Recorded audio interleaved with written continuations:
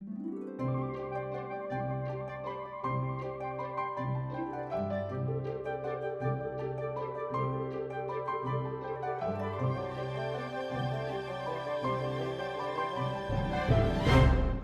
ready? Yep. Okay, so I'll bring the meeting to order. We have a quorum.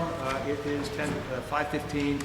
The first order of business is that we will go into executive session to, in the town administrator's office pursuant to General Laws, Chapter 30A, Section 21, to discuss town council contract and conducting strategy sessions in preparation for negotiation. We will discuss Local 17 mixed unit pursuant to General Laws 3821A3 to discuss strategy with respect to collective bargaining, and to discuss same in an open session would be detrimental to our bargaining position, and finally to address and approve or move to approve the minutes of executive session from June 11th, 17th, and 20th. Do I have a second? I'll second that. All right. Tom? Yes. John? Yes. I vote yes. We'll come back hopefully by 5:40 open session. Just to remind everyone that the meeting is being recorded by Area 58. If you would all join me in the Pledge of Allegiance, which we did before. I pledge allegiance To the flag of the United States of America and to the republic for which it stands, one nation, under God, indivisible, with liberty and justice for all. Thank you. First thing on our agenda for this night, it's Officer Halifax, recognition of retirement. So, Officer Gates has been had been, up until a member of the Halifax Police Department since 1982. I don't know if there's some people here that aren't that old. And he's done a wonderful job for us. We really appreciate it. We wish you all the best in retirement. Again, it's another sort of a bittersweet for me because I remember appointing you the very first time, and you were one of my favorite appointments. So it's been wonderful. We do have a recognition, a certificate recognizing your 37 years of service to the town of Halifax. Congratulations now, and wish you all the best in retirement. Thank you so much.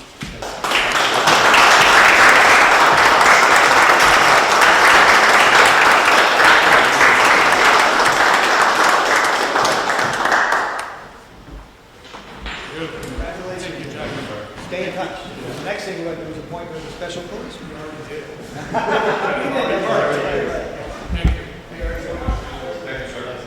Next thing, we have a swearing in for Officer William Malone. So we have a town clerk here and Officer Malone, new police officer of Halifax.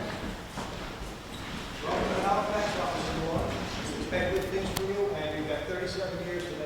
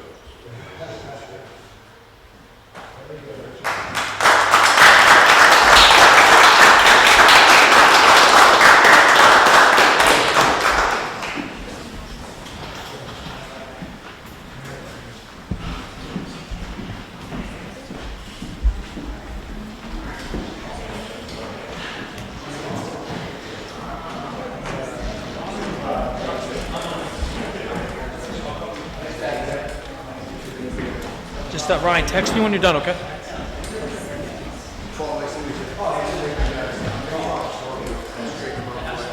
Not a big deal. Good luck with that, guys.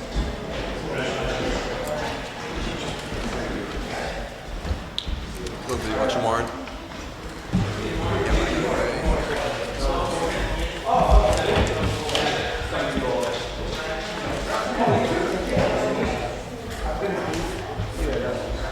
Oh yeah, I think Sue might have. Should leave.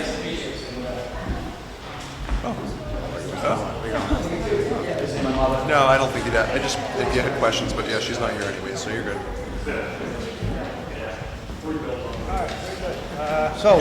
Next thing on our agenda is the Cassandra Doyle. Cassandra Doyle? You know anything about that, Pam?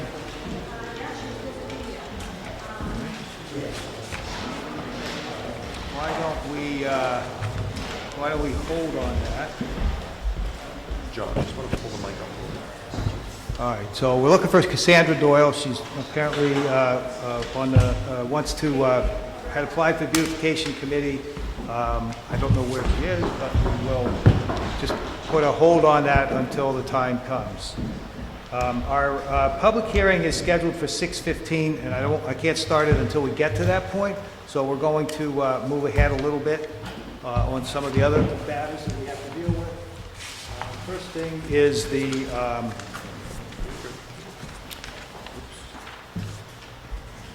approval of the 2024 state primary election warrant. I think everyone here has seen that. Is that correct? Correct. And I guess it's our duty to approve it. So I would make a motion that we approve the election warrant for 2024. I'll second that. Okay, any discussion? All those in favor say aye. Aye. Opposed? Okay, that's unanimous. All right, next thing, let's do, there's a whole bunch of them, sorry. Let's go up to the top and hit the warrants and so on, Tom. Sure. I move to affirm approval of the following commitments and warrants. Payroll warrant number 8 for $270,941.94. Vendor warrant number 9 for $356,426.30. A withholding warrant number 10 for $89,929.73. A vendor warrant number 11 for $37,219.87. Ambulance commitments 7/22/2024 through 7/28/2024 for $40,300.04. Second. Any discussion? Nope. All those in favor say aye. Aye. Opposed? Okay, that's unanimous. I move to approve the following commitments and warrants. Payroll warrant number 12 for $267,578.61. Vendor warrant number 13 for $338,176.14. Withholding warrant number 14 for $90,305.08. And mobile home park fee number 8 for $5,160. Second. Any discussion?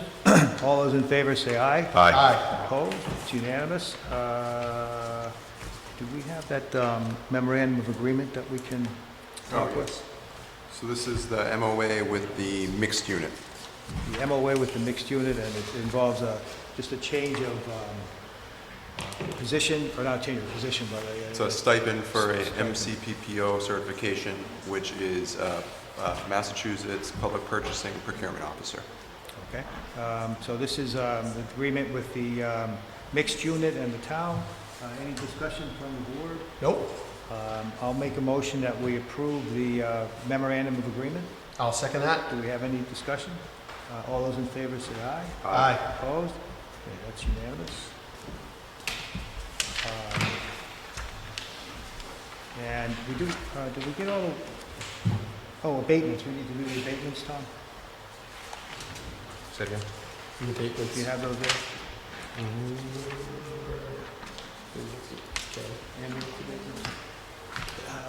I approve to affirm the following ambulance abatements July 2024 for $65,151.58. Second. Any discussion? All those in favor say aye. Aye. Opposed? It's unanimous. And the current bills and so on, we're all Should be settled? squared, yeah. Okay. All right, let's see. We have selectmen meeting minutes. 2 more minutes. 2 more minutes.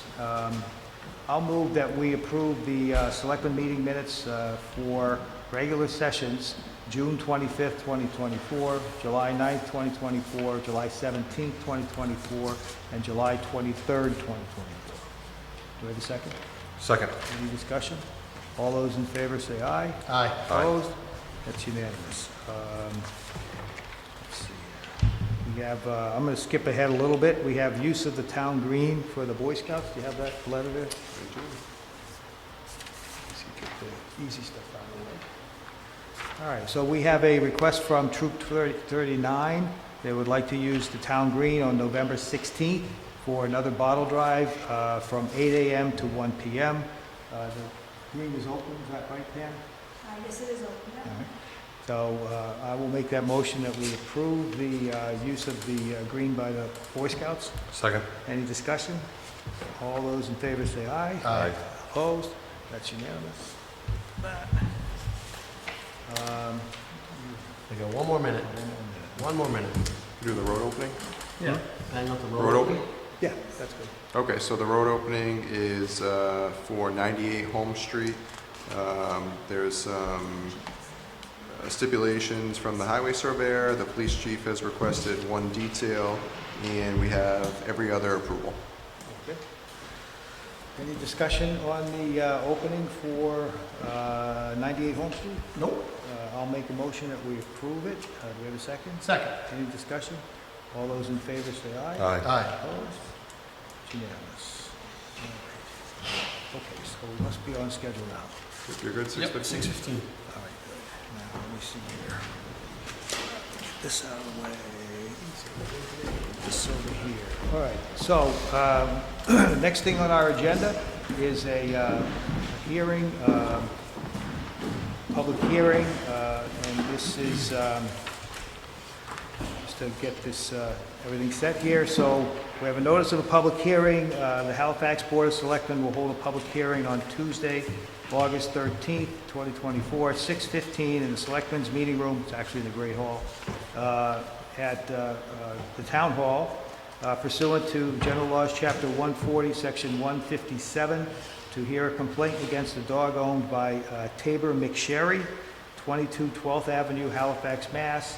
Determine whether the dog is a nuisance dog or a dangerous dog, or any other decision we would make. Anyone wishing to appear should appear now. All right. So the first thing that we will need to do, since this is a hearing under Chapter 140, Section 157, it specifically requires that we take testimony under oath. So I'm going to ask anyone who may testify or give any information in this case to please stand. I think we just had another individual Someone just walk came in. in. Someone just walked in, huh? You're in the right spot. You're here for the dog hearing? Yes. All right, so we have to have everyone who's going to testify swear to tell the truth. So if everyone who is potentially to testify, please raise your right hand. Do you swear or affirm that the testimony you are about to give in the matter before this board will be the truth, the whole truth, and nothing but the truth? Yes, sir. Thank you. Okay. So we would like to start with having the animal control officer come on up to the front here and give us an outline as to Yeah, right up at the table there. And talk into the microphone because it's all being recorded. Start with just identifying yourself, your name and who you work for. I'm Jacob Gannon. I work for the town of Halifax as the animal control officer. All right, great. So can you give us a outline as to what happened? So I responded to a call that I was dispatched to on June 19th, 2024. I was called at around 1:15. I got on scene at around 1:30. I spoke with the victim or gentleman in this situation who got ran up on by a dog in his backyard. It was a Robert Wheeler. He said that a white dog ran up on his own dog named Harley and initiated a fight with his dog.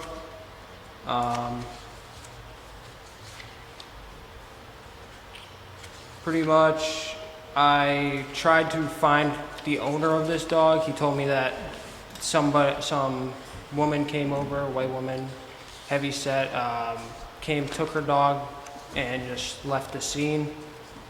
We later found out that the dog was owned and belonged to someone at 22 12th Ave. From there, we found out that on June 20th, after I had a call with Officer Simpson. Let's see. I took all Tabor's information down, and then I briefly talked with Tabor on the phone, claiming the seriousness of the situation and how his dog can't be going around biting other people's dogs or people. From there, I, I did let him know about a 10-day quarantine that would be done by the animal inspector. From there, I figured the situation was solved and hopefully, that this wouldn't happen again. 5 days later, on June 24th, at approximately 12:30, I got another call. I arrived at 12:50. As I was pulling up to the scene, I saw two officers located at 2212 speaking with a female who was the dog walker of Tabor's dog. She was speaking with the officers. I went over and talked with the victim, Mr. Wheeler, and, just asked him a couple simple questions to see, what had happened and what was going on. I then went and talked with the dog walker and informed her that I was going to be taking the dog for at least a 10-day quarantine and possibly a dangerous dog hearing in the future. From there, the dog walker's name was Athea Chase.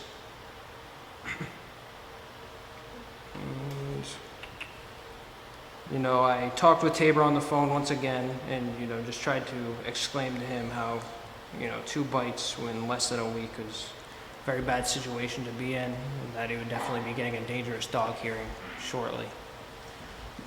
Okay. That's pretty much all I have. Did you find out how the dog got loose? Yeah, so the dog was hooked to a prong collar on a leash. Prong collar being like a metal collar that has little prongs that would stick into the dog's neck or squeeze the dog's neck if pulled.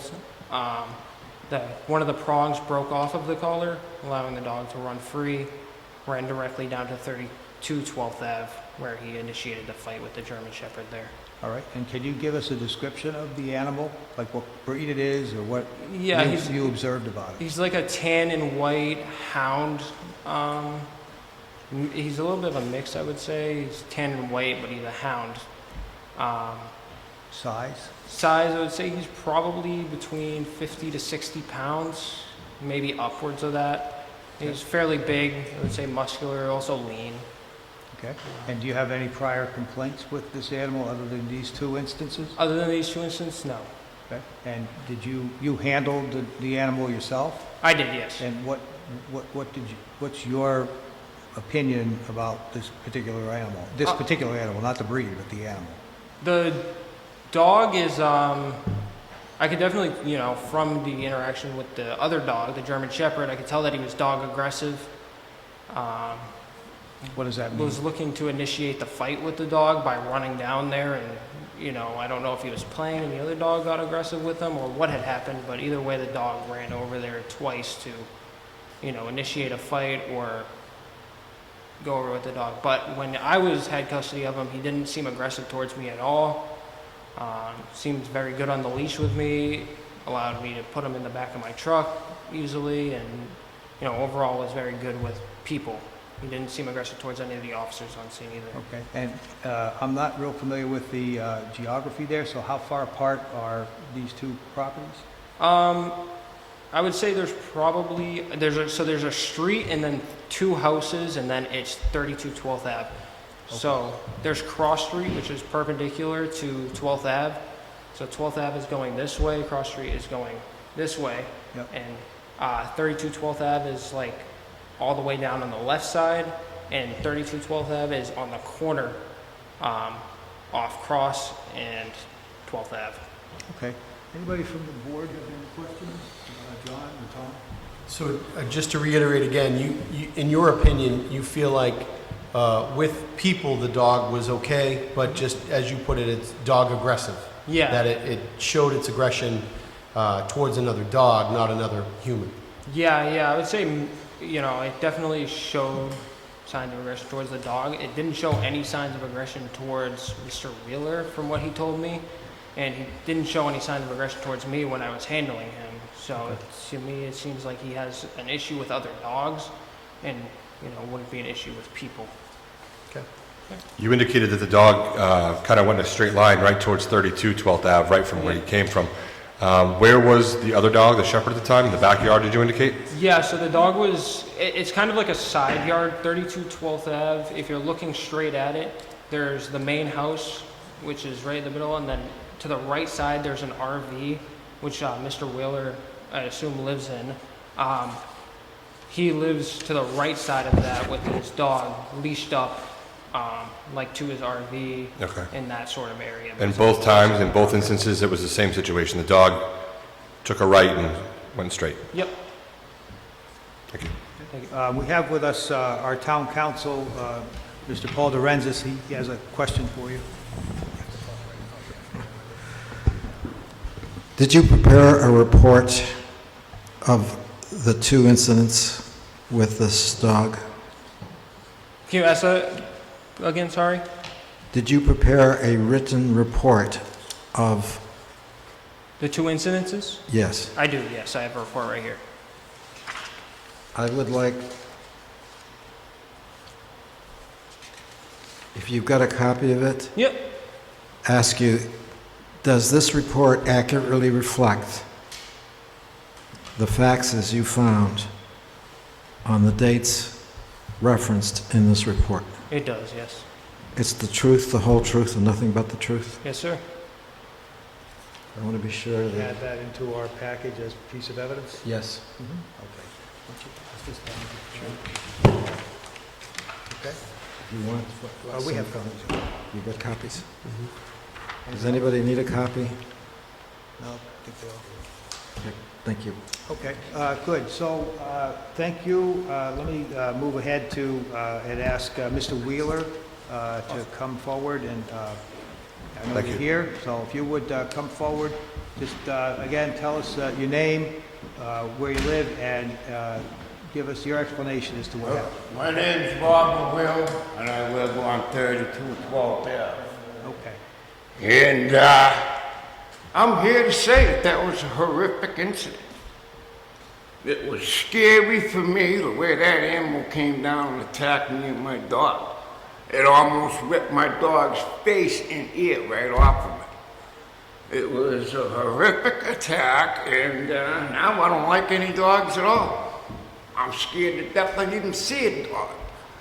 You go in Walmart, you see somebody walking their dogs. Now I don't even want to see a dog. It was horrendous.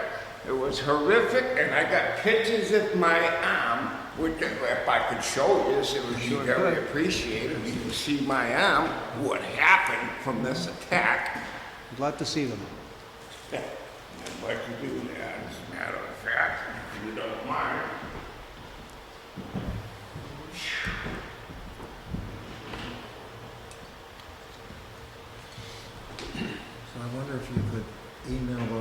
select board so that they Yeah. can have that as part of the record? That's fine, you can see Cody. Then we'll go right through. You probably want to show, Mr. Wheeler, you want to show this, we're the ones that make the decision, so if you'd show over here. Wow. That's horrible. It's unacceptable. It's just, a scary thing that happened to me. Can I grab that? I went to the minute clinic, and the nurse there said she's been working for over 20 years, and she said that you gotta go to the hospital. My hand was falling out so you could lose your hand. What am I gonna do? So now what am I gonna be, an amputee? Do you have the ability to email those pictures to us? Oh, you have one? Police department has some photos also that we have. Of that? Okay. All right, so we'll take those as pieces of evidence here. But because this is part of the record, we need to have copies of it. And I had to be all taped up Okay, so for a good couple of weeks. My poor dog is here, it's all torn up. No, I'm not happy about it all.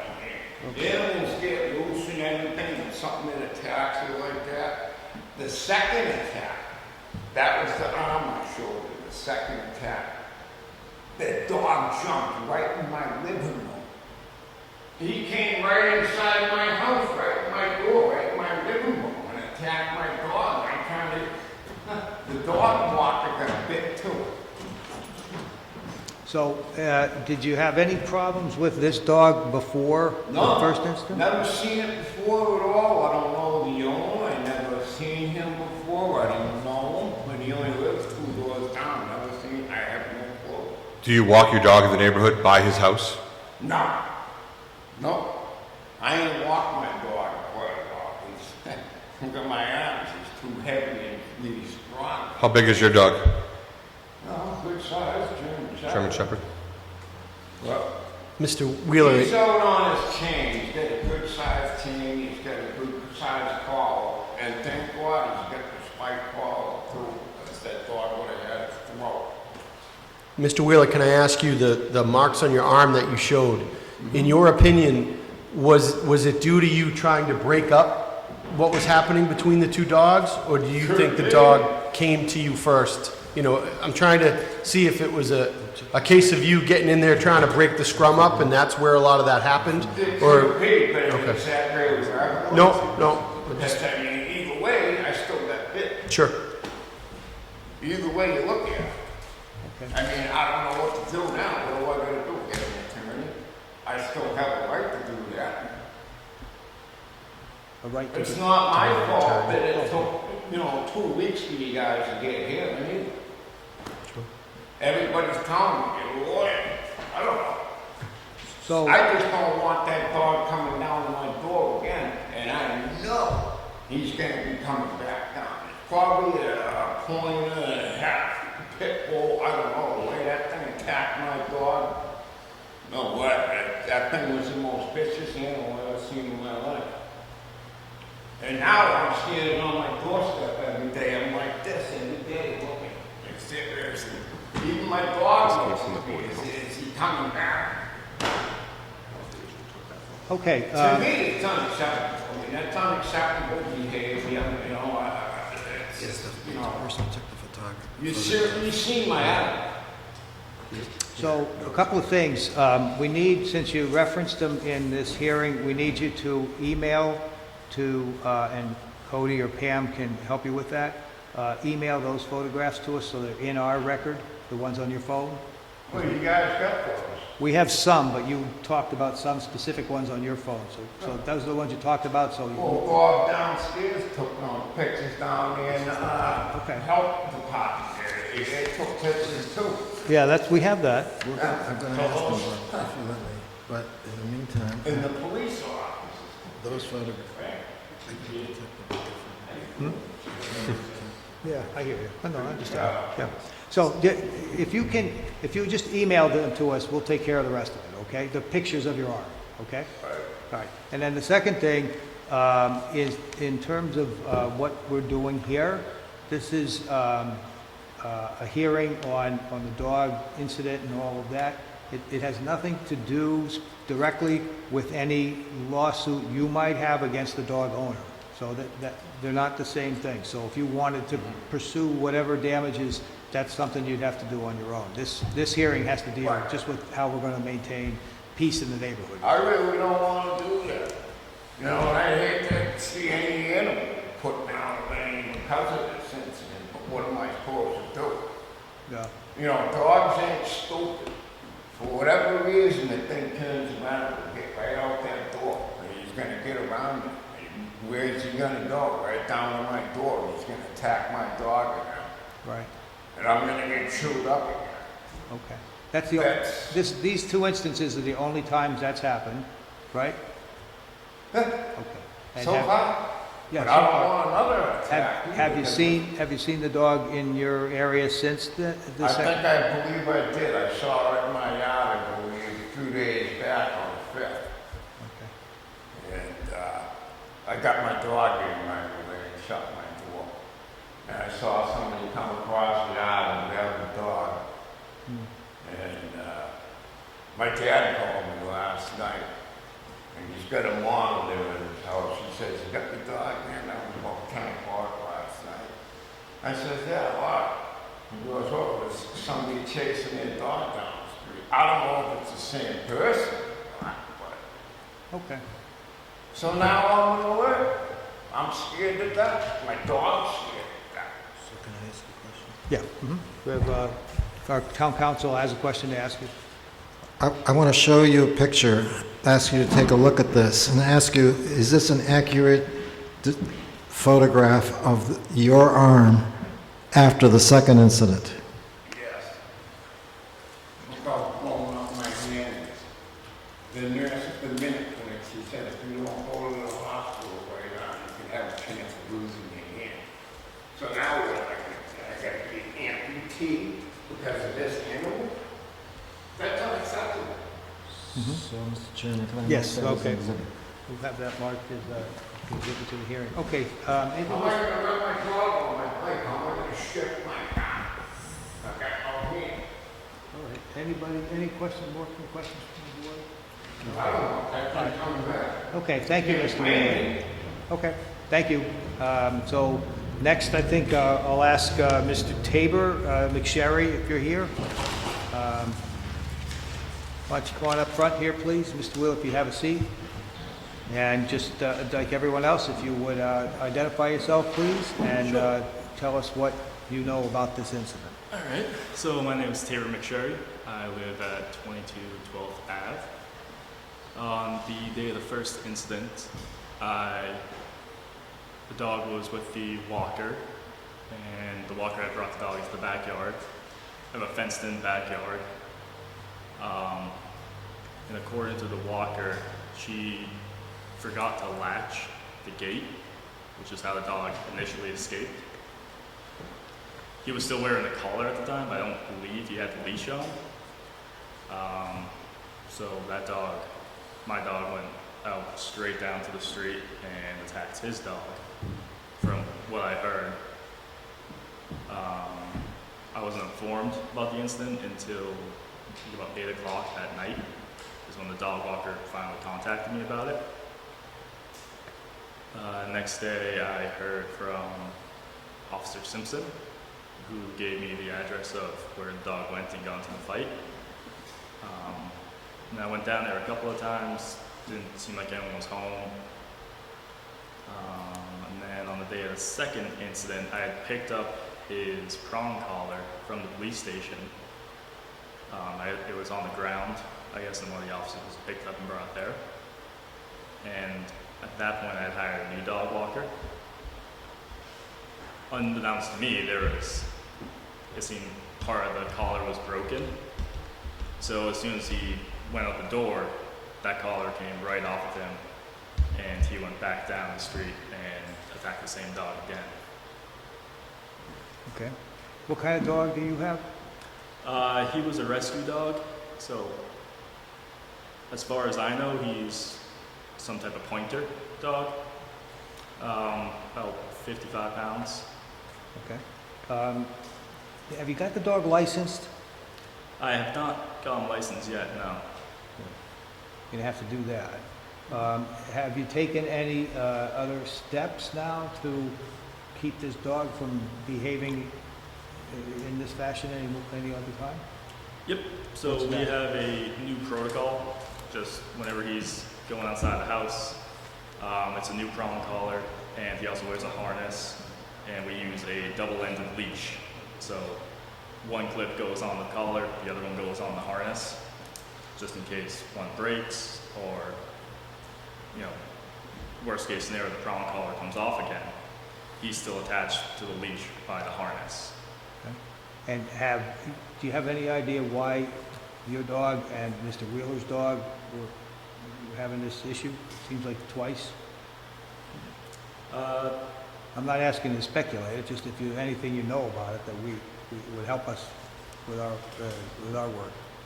No, I think the only thing is sometimes when we walk down Cross Street, which is a street that's in between my house and his house, occasionally we'll hear that dog barking. We've never seen the dog, just out on our walks, so that's the only way that I can figure that my dog would be even known to go down there. It was just, he hears a dog barking, he wants to go investigate. Okay. All right. Anybody from the board? Just a couple quick questions, Mr. McSherry. How long have you had the dog? First week of February. So, let's see, is that 6 months, maybe, around there? Mm-hmm. Okay.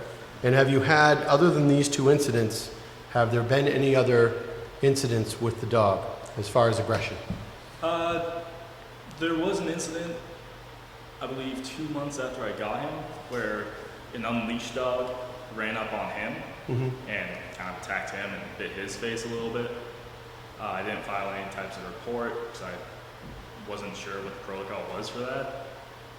But that was kind of right down the street. Since then, my dog has been pretty apprehensive around other dogs. I still walk him around the neighborhood. We walk by other dogs, you know, their owners walking them on their leash, and he's been fine. If we walk by a house and a dog is in the yard, and the other dog comes running, maybe like goes up against a fence and barks out, and then he'll bark back. But besides that, even aggression towards dogs, I really haven't seen much of it besides just these two incidents. Okay. We did receive notification of your vaccine records from Pembroke Animal Hospital. Is the dog fixed? Yes. Okay. Who has control of the dog besides you? The dog walker, which is new, correct? Yeah, and that's it. Just the two of you? Yes. No children walking the dog? Nope. No teenagers walking the dog? No neighborhood friends walking the dog? Nope. Just a dog walker? Yes. I did go down the neighborhood. It's pretty tight quarters sometimes over there. One of my concerns is there's a playground that abuts one of the homes. Is it any aggression towards any people ever, with the exception of what happened to Mr. Wheeler?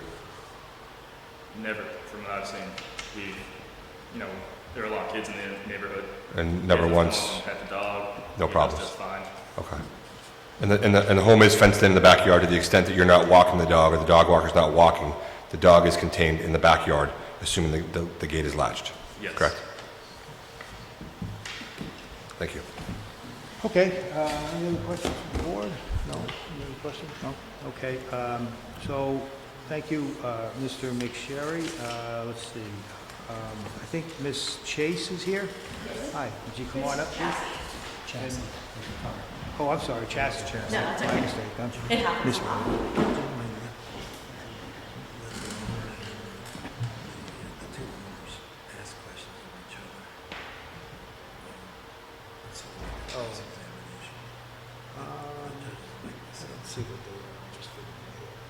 We'll see how that goes. So same as with everyone else, would you just identify yourself? I apologize for the name. No worries. My name is Althea Chassis. I live at 154 Lincoln Street in Halifax, and I am the dog walker of the dog that we're currently talking about. Okay, and you were the one involved in the second instance? The second incident, yes. I was aware that the first incident happened, but I had no involvement at that point, so I don't know exactly what had happened. All right. Can you tell us what happened the day you were involved? Yes, so the day I was involved, I walked into the house as planned. I got the dog ready. He's resided in a crate when he's in the house, so I got him out. Usually, in my experience, I've worked with dogs for 6 years through daycares, training centers, all of that. Usually, if a dog is going to be really uncomfortable, approaching them in the crate, letting them out can be a weird situation. Totally comfortable, totally fine with me. This is only my second time meeting the dog. So he comes out, I do our routine. I actually had him go to his bed, wait in his bed while I attached the collar. He was very polite. He was good about it. A little jumpy, but nothing I didn't know about. And so we went to go leave the house, and the second he walked out of the door, there was a little bit of oppositional force, and that's when the prong collar popped off. He ran to the end of the driveway, he paused, and then he ran down the street. I chased him down the street. I saw him in the yard. I thought for a moment maybe I had him. I got his attention, and then he heard Mr. Wheeler's dog bark. That's when he went into the trailer. The trailer door was open, so he had the ability to go right in and after Mr. Wheeler's dog. I don't know what started the incident because I was not right there, but after, I caught up to him. It was probably maybe 30 seconds later. I just stuck my hand between the two dogs who were already having an altercation, and I grabbed the dog I'm responsible for. I grabbed him by the collar, and I just walked him all the way back up the street back to his house. I knew in that moment that sticking my hands in between a dog fight was not the most ideal situation. However, Mr. Wheeler was trying to protect himself, and I was trying to protect the dog that I was responsible for, so I just did what I had to, grab my dog and walk away. Okay, and are you still a dog walker? Yes, I am still the dog walker. I have been walking him 4 times a week. All right, and Mr. McSherry said that he has changed the way that's done now? Absolutely. So Mr. McSherry talked about how we use a double-ended leash. We connect to the harness as well as the prong collar. I actually took it a step further, and I have a waist leash that clips to me. So I clip that to the dog as well as having the double-ended. So if for some reason I lose grip and I let go of that leash, that dog is still attached to my body, so he cannot go anywhere. And can you tell us a little bit about your background with animals? Besides, I know you're a dog walker now, but what's your experience? Absolutely. So I started working at dog daycares about 6.5 years ago. If you're not familiar with how a dog daycare works, it's pretty much just a room with a lot of dogs. They're all off leash, and you have to manage a lot of their social cues. And so I did that for about 3 years before I decided to pursue a certificate in dog training. I went to Catch Trainers Academy. It was a 2-year online program that I completed April of 2022. At that point, I had moved to a different dog daycare. I was working for someone who was previously my manager and was able to hire me as a trainer. So from 2022 to now, I have been doing dog training, so I'm familiar with the equipment that was used on him. When we did our meet and greets for me to meet the dog, I actually worked underneath the trainer who trained the same dog that we're talking about, so I'm extremely familiar with her teaching ethics and how she trains dogs, so it wasn't anything new to me.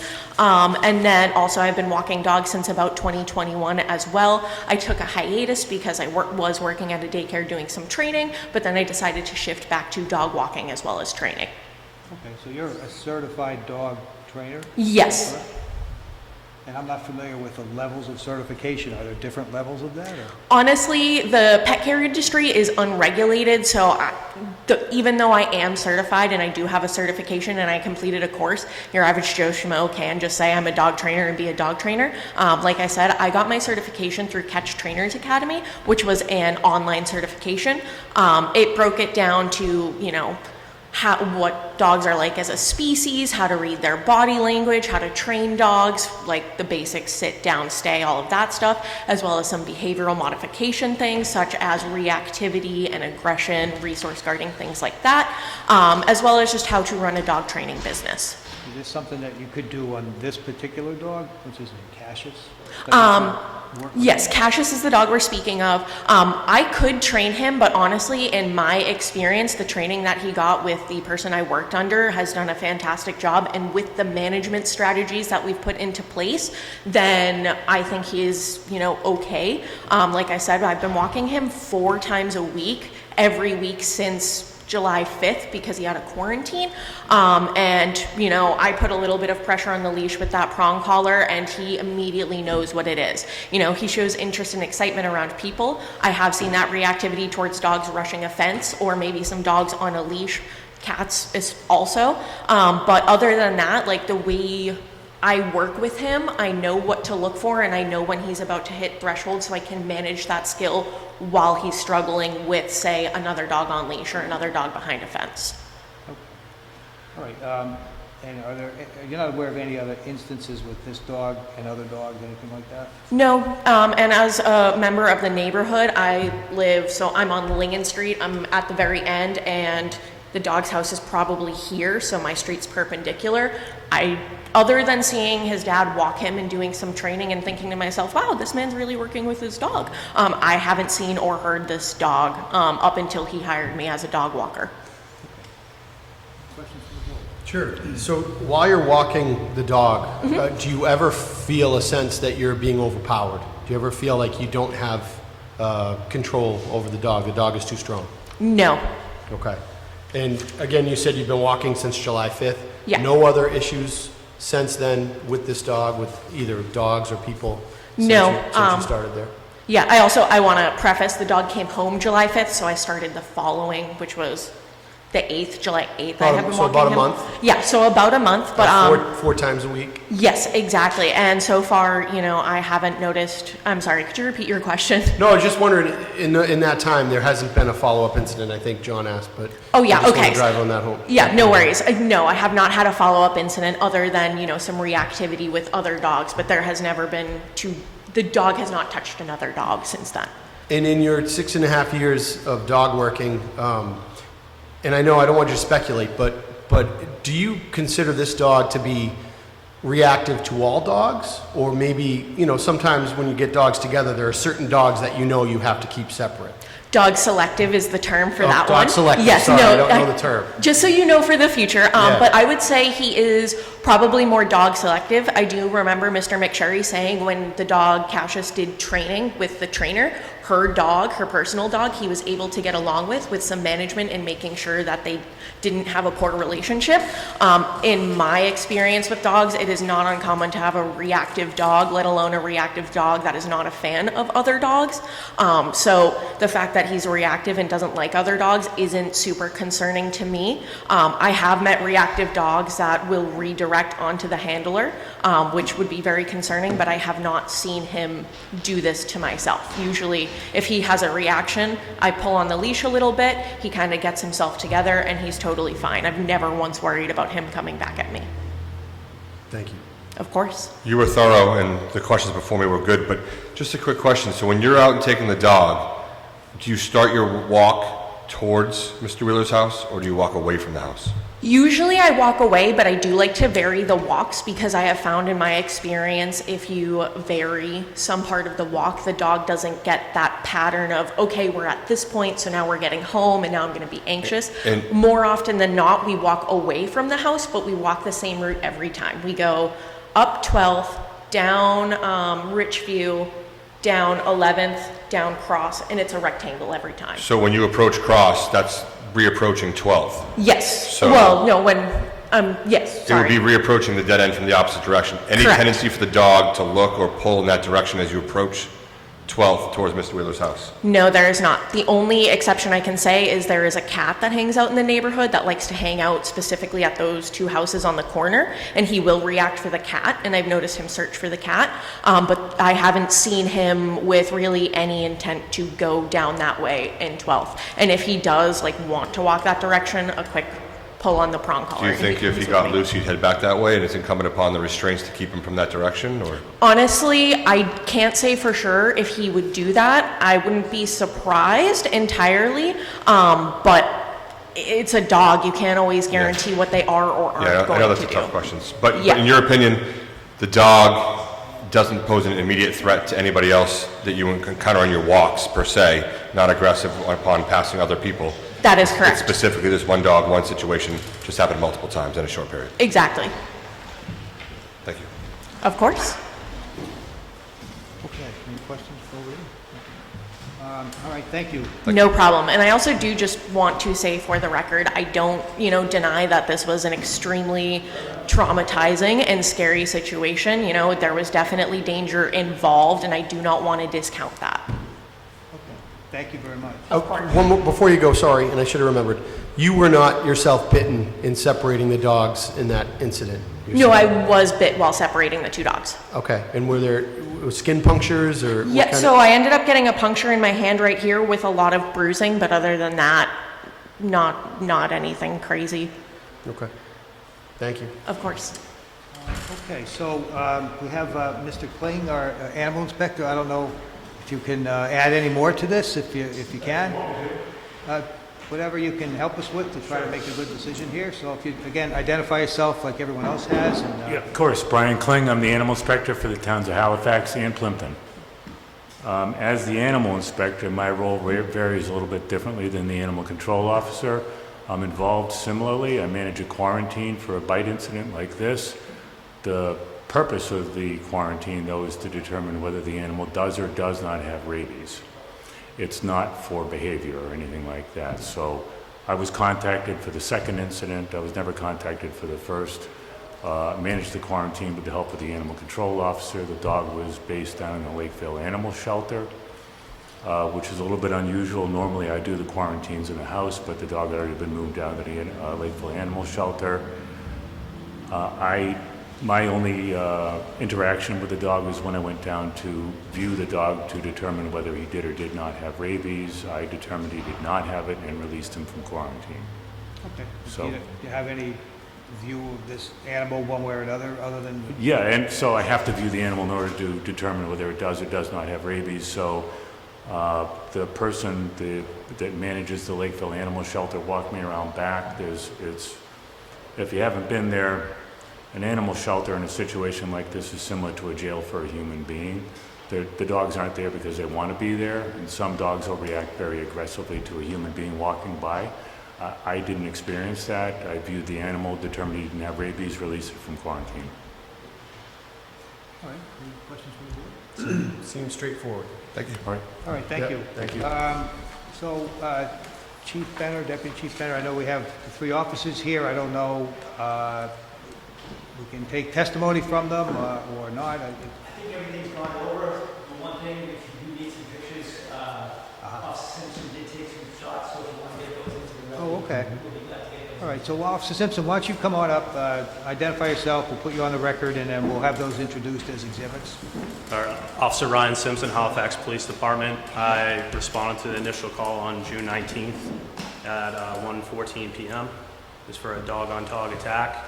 I arrived at 32 12th Ave. I'm familiar with the property, so it's not like the side yard where he lives in is just like a direct shot.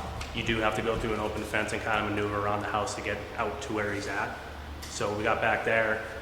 Mr. Wheeler showed me the ear of Harley, the German Shepherd there, and it had some biting on one of its ears, wet, kind of indicating where he said the dog kind of latched onto. He did have bleeding on his forearm. He believed that was Harley that did it initially because the Cassius was lashed onto the ear. So he was bleeding, so we required EMS. We had them come out there and treat him. We did contact through our dispatch center to contact the animal control officer, Board of Health, and the animal inspector. From there, we were able to determine, talking to neighbors and looking at surveillance footage from housing, that the dog could have possibly came from 22 12th Ave. And that's when I was able to make contact with Mr. McSherry the next day over the phone. He seemed apologetic. He did want to know where the attack happened because he wanted to reach out to the owner and offer to pay for medical expenses. Okay, and you took some photographs?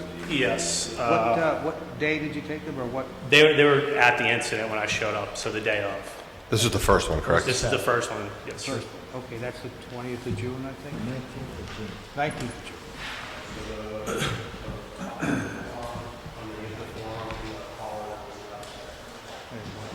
Put them into evidence? Yes, please. Council has some questions for you. Okay. Indeed. These are pictures taken by you, Yes, sir. and do they accurately depict what you saw on June 19th Yes, sir. at the time of the incident? I also want to show you a report. You prepared a report of this incident on or about June 19th? Yes, sir. Am I Do you able have to a copy come of up it? and peek, look at it? Excuse me? Am I able to come up and look at it? Yes.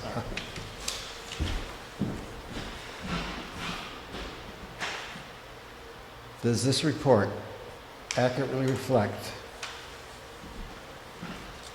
your observations on June 19, 2024, relating to this incident? Yes, sir, it does. Is this the truth, the whole truth, and nothing but the truth? Yes, sir. So I'd like to mark that as an exhibit too. So So we have 3 photographs, 2 of his arm and 1 of the collar, and Officer Simpson's report as the next exhibits in our package. All so right, that should be 3, 4, 5. Just 5 altogether. 5. All right, any other questions from the board? No? I guess, once you had the dogs separated, did you notice any sort of change in behavior? Again, I know you're not a dog specialist, but in your experience with dogs, in your opinion, did you think the demeanor of the dog was because the dog was there between the 2 dogs, and that was what was causing this issue? So when I arrived, the other dog wasn't even on scene. Gotcha. So it was just the German Shepherd there, Harley. Okay. He seemed pretty agitated, which I would say is probably pretty normal after an attack. Okay. Thank you. Okay, thank you, Officer Simpson. All right, is there anyone else that has any more to add? Yes, Mr. Wheeler, you want to come on back up? Before you ask him, Hold on. could I have Officer Hold on, wait. Hold on 1 second. Could I have Officer Raddatz? Oh, okay, sure. Can you just step back for a second? Officer Raddatz, would you come on up, please? Again, just identify yourself for a record. Go ahead. Yes, sir. My name is Officer Stephen Raddatz. I'm a police officer of the town of Halifax. All right, and council has some questions for you. So on June 24, 2024, did you respond to an incident involving these dogs? Yes, sir, I did. And did you prepare a report of that incident? Yes, sir, I did. Do you have a copy of that report? Yes, I do, sir. Does that report accurately reflect your observations on June 24? Yes, sir. Is this document the truth, the whole truth? Yes, sir. Could I have that marked as an exhibit? Sure. That'll be the next exhibit. Anything else for Officer Raddatz? Nope. Any That's it. questions for Officer Raddatz? Nope. All right, thank you, Officer Raddatz. Thank you. Thank you. All right, Mr. Wheeler, you wanted to come back and talk to us? The dog walker, she gave me a list of when she walks the dog at one time, which is pretty much every day, except today. And I feel like I gotta walk my dog indoors. I gotta walk myself inside the home for an hour while she walks the dog, because I'm afraid the thing's gonna get loose and attack me and my dog again. I shouldn't have to live in fear. I have a right to have my home and live there. My dog's licensed. He's up to date on all his shots. He's legal. He's on a chain. He's on a collar. You know, it's kind of unacceptable. What would you have us do? Excuse me? What would you have us do? About what I have you guys do? Yeah. I don't know. I don't want that dog back down in my home. I mean, I can tell you that. I'm scared to death. Now I don't want to see another dog again. I don't. I mean, that was a scary attack. It was like a pit bull attack. That thing knocked on my dog's face in his ear, and I couldn't get that dog apart. The first dog walker came down there, and I told him, I said, get your, because I didn't know it was her dog. I'm like, get your dog off my dog. I'm trying to pull. I got my dog by his collar and spills. I'm trying. She couldn't even get the dog off him either. Finally, we got him apart. And then here we go, a day and a half later, the thing turns around, jumps in the fucking living room. Now, how is that being safe? I mean, I don't know. I don't know what to do, what to say. I mean, how do I feel safe doing that? Now I'm gonna stand on my doorstep every day doing this. What's gonna come at me? Okay, I don't know. I don't know what to do with it. okay. All right, well, thank you. All right, I think something should be done, but I just don't know what. okay. Okay, thank you. All right, so there's no other evidence to come before the board. Going to declare the hearing closed. And now the board has to make a decision, whether you do it tonight or whatever. We really have two options here under the statute. Well, we could decide that these complaints should be dismissed. I don't believe that's a good option. The other two options are whether the dog is a nuisance dog or a dangerous dog. I didn't see a definition of nuisance in the statute, so I looked it up in a different way.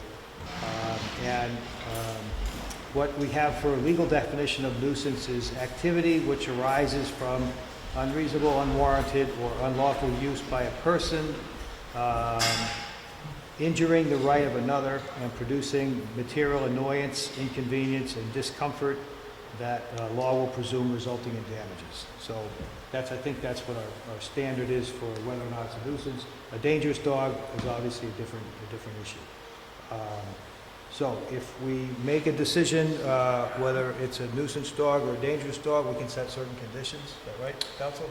Yes, with this caveat, the nuisance category, you're quite flexible, and the statute allows you to do almost anything. The dangerous dog category, you must pick items from the list.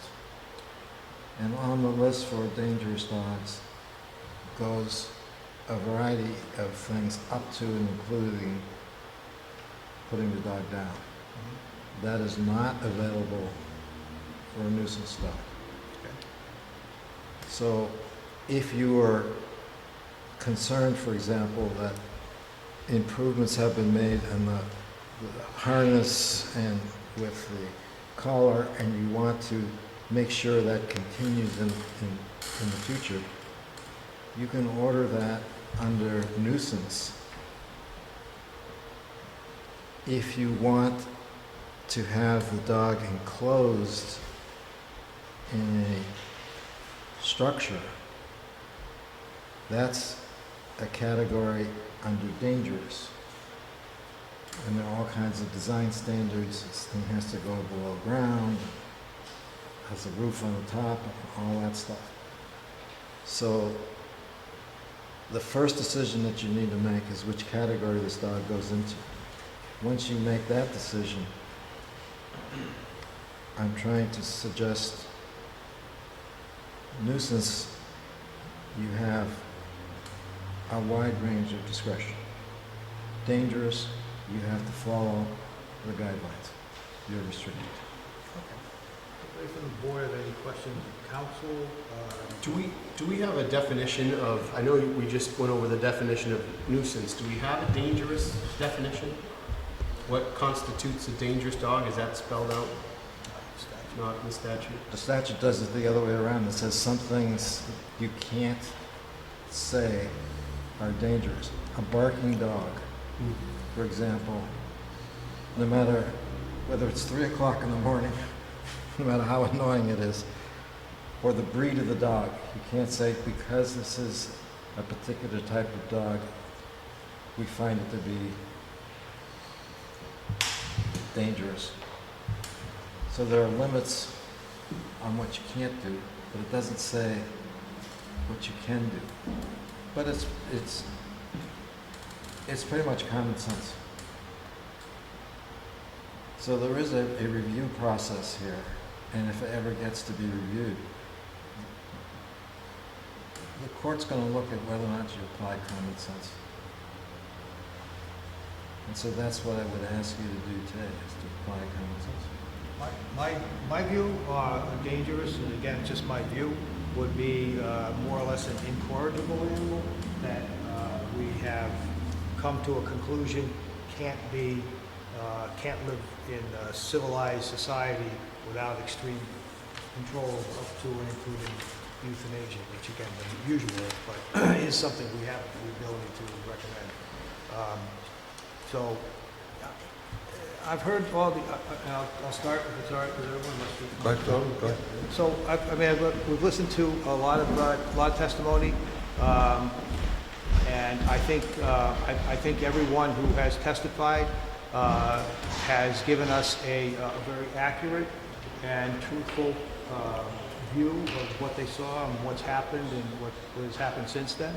I think this particular dog, it sounds to me as if it needs some additional socialization or training, and Mr. McSherry's only had it for 6 months. I do think that it would fall into the category of nuisance, certainly with the bite and with the 2 times it's gone back to fight with this one particular dog. So I would, in my view, I would vote to declare the dog a nuisance dog. And then as far as that goes, I would have certain conditions to go along with that, most of which sound like they're already in place. The dog is being handled by a certified trainer, which is a thing I would insist to continue. And also it has to have extra restraints. The dog needs to be licensed. If it's not, that's a whole different issue that Mr. McSherry could get cited for separately, but I would make that as a condition also. I don't think we can order any kind of restitution for medical expenses. I don't think so. No. Yeah. So any medical expenses or so on that that Mr. Wheeler may have incurred would be something that he can pursue, but it would be separate from this hearing. I don't think we have the authority to do that.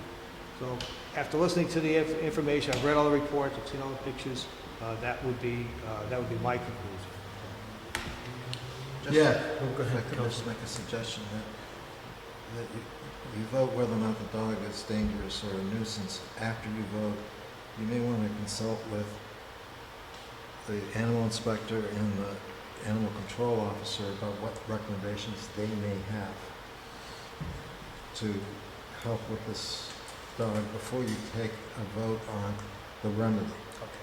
So I'm suggesting you divide the issue into 2 different things and not combine both issues in one motion. I think that's a good idea. Thank you. Okay.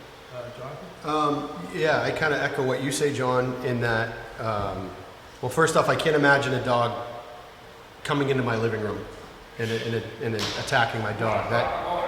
That's out of like a horror movie. But I do unfortunately feel like there were 2, I don't want to call them bad luck incidents, but 2 things where if the worst luck could have happened, that's what happened on both of those cases. So again, I agree with John, and in hearing from, the dog trainer and in hearing from others that I do not believe this to be a truly dangerous dog. I do believe it to be a nuisance dog. So what's going to happen when it comes back again? Hold on a minute. Yeah, I can appreciate the sentiments of the prior 2 speakers, but I would probably be closer to calling it a dangerous dog. I'm buoyed by the fact that there have been remedies taken with the new dog walker, the new regimen with the training, the new harness, and so forth. I am concerned a bit about when Miss Chassie is no longer the dog walker for whatever reason on a random Wednesday. And whether that new dog walker understands the same rules that have been applied and asked for here, or heretofore. I'm concerned about that. I'm buoyed by some of the things that have happened since, but 2 attacks quickly, back to back, is concerning to me. I would probably lean more to a dangerous dog versus a nuisance. If I'm understanding it correctly, by weight, the attacking dog is smaller and lighter than Mr. Wheeler's dog, but is the aggressor in this case not once but twice. I'm a dog person, so it pains me to say it, but if I was to vote and have a say, I would disagree with both John and Jonathan and call this more of a dangerous dog. So just so we're clear, as council pointed out, I'll just read from the statute here. Sure. It says, if the hearing authority deems the dog dangerous, the hearing authority shall order one or more of the following. One, dog be humanely restrained, provided that no order shall provide that dog deemed dangerous be chained, tethered, or otherwise tied to an inanimate object, including a tree or a post. Secondly, that the dog be confined to the premises of the keeper of the dog, provided that confined shall mean securely confined indoors or confined outdoors in a securely enclosed and locked pen or dog run. And then it goes on to describe how that has to be made. Three, that when removed from the premises of the owner or the premises of the person keeping the dog shall be securely and humanely muzzled and restrained with a chain or other device having a tensile strength of 300 pounds and not exceeding 3 length. 4, that the owner or keeper of the dog provide proof of insurance in an amount not less than $100,000, insuring the keeper against any claim. 5, that the owner or keeper of the dog provide to the licensing authority or animal control officer or other entity identified information by which the dog may be identified through its pictures and so on. 6, that unless the owner or keeper of the dog provides evidence that a veterinarian is of the opinion the dog is unfit for alterations because of a medical condition that the owner or keeper of the dog to be altered. I don't think that's the case, it's already been done. 7, that the dog be humanely euthanized. So those are, if it's a dangerous dog, we have to pick one or more of those circumstances. And as council suggested, if we decide that it's a nuisance dog, we have flexibility to order any of those, of course, but or other things. So, okay. So to move the process forward, I assume the board's ready to vote, right? We need more time on this. Just to be clear, if it's a nuisance dog, we can pick and choose from the nuisance category. If it's dangerous, The other way around. if it's a dangerous dog, we have to pick one or more of the outline. Right. If it's a nuisance dog, it just says, what the statute says, if the authority deems the dog a nuisance dog, the hearing authority may further order that the owner or keeper of the dog take remedial action to ameliorate the cause of the nuisance behavior. So that's it's open-ended. Okay, so does the board need more time on this, or ready to vote? Then I'll make a motion. Just to clarify, John, if we do the dangerous nomenclature, does that bar the dog from leaving the premises? I didn't hear anything where the dog is actually allowed to leave the property. One of the options is to keep them on the property. Okay. You don't have to pick that up. You don't have to pick One that of them up. was also to have a muzzle when leaving the Yes. property, correct? Yes. If you denoted a dangerous dog that leaves the property, you put a muzzle as Yes. one of the conditions set forth under the dangerous dog. Yes, Is that correct? yes, Which could be done under nuisance also. yes. Right. Okay, so you think we need more time on this? I'm going to make a motion to get moving. Okay, so I would move that we declare the dog a nuisance dog. And then as far as remedies, I would follow council's advice and, assuming the board votes this way, ask for recommendations from our animal inspector and animal control officer. I will second it. All right, any discussion? All those in favor say aye. Aye. Aye. Opposed? Aye. All right, so it passes by majority. Okay, so now we're going to call this a nuisance dog. I would ask our animal control officer to come back up if you would, and if you could give us your recommendations for how to handle this from here forward. What were the options as far, there was like 7 options there that you read out. What was the options? I didn't hear them clearly. Under this category, the options are open. We can decide Open? anything we think it'd be reasonable to make sure this doesn't happen again. So I would definitely assume what they've been doing so far should be put in order, which is the double restraint to the dog, if not the triple, where she has the waistband that also attaches to the dog. Okay. I would recommend maybe a muzzle. I'd let you guys take that one under consideration. And I haven't had too much time to think about this, so I'm not too sure what else I would recommend, but that sounds good to me. I think confining this dog to the property is a little extreme, especially for the breed of dog that it is. It's a very active dog. It needs to be walked, and it needs to be brought outside and not confined to the property. It needs to be allowed to roam, run around at least, and get that exercise. So. Yeah, counsel? Do you have any recommendations about training for the dog? I would definitely recommend some training as well, yeah, for sure. At least for dog-on-dog training. For me, the dog didn't seem, like I said before, it doesn't seem aggressive towards humans at all. It definitely has some aggression towards other dogs, and it could use some corrective behavior to remedy that. And you were here listening to the testimony of the dog walker. Do you think that is the kind of training you're talking about, or are you talking about some additional training beyond that? No, I definitely think the selective is a selective dog, but I think, yeah, I would align with what she said, that some similar training to that would work well. Thank you. I think the question from council was, do you think, you heard, I'll mispronounce it again, Chassie? Yeah, Ms. Chassie testify that she has certain qualifications and has worked with dogs in the past. That would be the level of training you would suggest?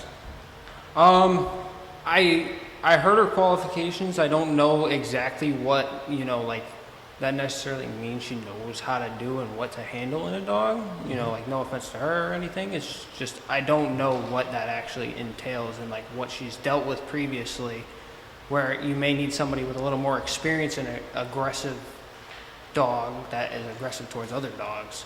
Someone that, knows how to operate around that. Okay. Is there a... And I believe she said that she had somebody that she trained under while learning this stuff. That could be a good option as well. All right. Hold on just a second. Okay. Anybody from the board have anything? Yeah, just two quick things. Thank you for your work on this. Just a quick question. Because Ms. Chassie has seemed to have had, since July 8th, had better luck, for lack of a better word, since luck was brought up in the last 30 days, what would your opinion be if tomorrow she's out sick and the homeowner calls a different neighbor to walk the dog with no experience, or less experience, or no experience with this dog? Are you confident in that dog, new dog walker's first go around at this, A, restraining the dog, B, walking the dog, and C, controlling it throughout the remainder of the walk? If Ms. Chassie, or the equivalent, or better, higher, or more experienced, is not available. What's your experience if she goes on vacation next week? What's your opinion of what should happen? I'd have to say, if the owner is clear about how his dog acts and what has happened in the past, and explains how they should be walking his dog with the double leash and, keeping a firm grip on him, things like that, it would probably go over well. I'm not too sure. I think, a general person could definitely control the dog, from what I could tell. I could control him very well on a leash. He didn't seem to be pulling too much at all, and it's fairly easy. I think a normal person would be able to control the dog, but I think the owner definitely needs to take some responsibility to tell that person what they have to do while walking their specific dog. Thank you. Okay, thank you. Thank you. Mr. Kling, do you have anything to add as far as recommendations to help us make this situation better? Hope so. One question I didn't hear mentioned. My understanding is the backyard is fenced in, I believe. What's the height of the fence? So what we're looking for here, just some real quick background, 6-7 years as the animal inspector in Plimpton and 7-8 in Halifax, and over 15 years in direct animal care in multiple shelters and rescues. You're looking for a 5-foot minimum, preferably 6 for the height of the fence. Okay. This seems to be a pretty agile dog, so I'd be pushing for 6. But if it's a 5 foot, to answer the other question that you had too, what if the dog walker is out sick? So I believe the owner should have a secondary dog owner, not dog owner, excuse me, a dog walker trained and ready to go that understands the situation Okay. in case the first one's out. Because it's not going to be if the first one's out, the first one's going to be out eventually. Okay. All right. Any questions from the board? All right, thank you. Ms. Chassie, you had something you wanted to add? Yes, I just wanted to clarify the animal control officer's statement. The trainer that I worked underneath was at a previous job, but that trainer separately has already trained this dog. So he has done training, and I just know what her methods and techniques are. So when Mr. McSherry showed me them, I also had that insider knowledge, how she trains dogs and how her training works. So I already knew how to take care of this dog. All right. So- By the way, do you, you don't have to give us any detail, but do you, I know you're paid to walk the dog. Does he pay you also to act as a trainer? No, he does not. In my personal experience as a dog walker, it's very hard to separate my dog trainer self from my dog walking self. So while I am not contracted by Mr. McSherry to train his dog, I do utilize my training techniques while walking this dog as I would with any other dog. Because realistically, if a dog pulls while we're on a walk, I'm going to use my knowledge and experience to make the experience with myself easier, even if the owner never sees that.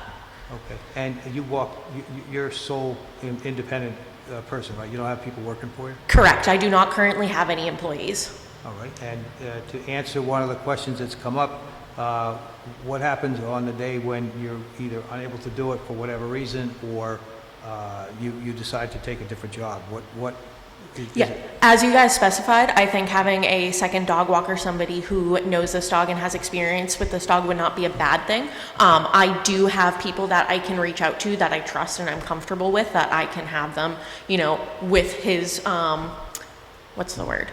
Permission? Permission, yes, Yeah. thank you. They could probably work with this dog and with also my guidance, so it's not like, I'm sick today, here's this random person showing up, I would let them know how this dog is.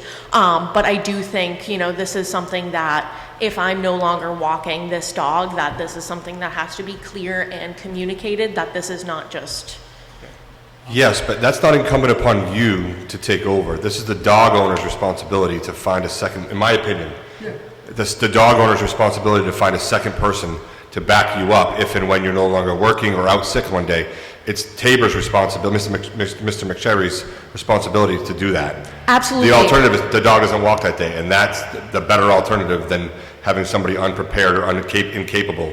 Absolutely, and I do not disagree with you. When So be very clear, that's not on you. Yes, no, and when I say having somebody that I know do it, it would be from a point of my business covering the walk, not because I'm doing a favor for Mr. McSherry and because I don't think he has to look for his own dog. It would be if I have somebody available that I trust, then I would do that as a business decision, not just because the dog needs to get out. I do agree that if somebody is not able to take out the dog, then it's probably better that he goes unwalked than, in the hands of somebody who may not be able to handle him. Okay. Any questions for the board?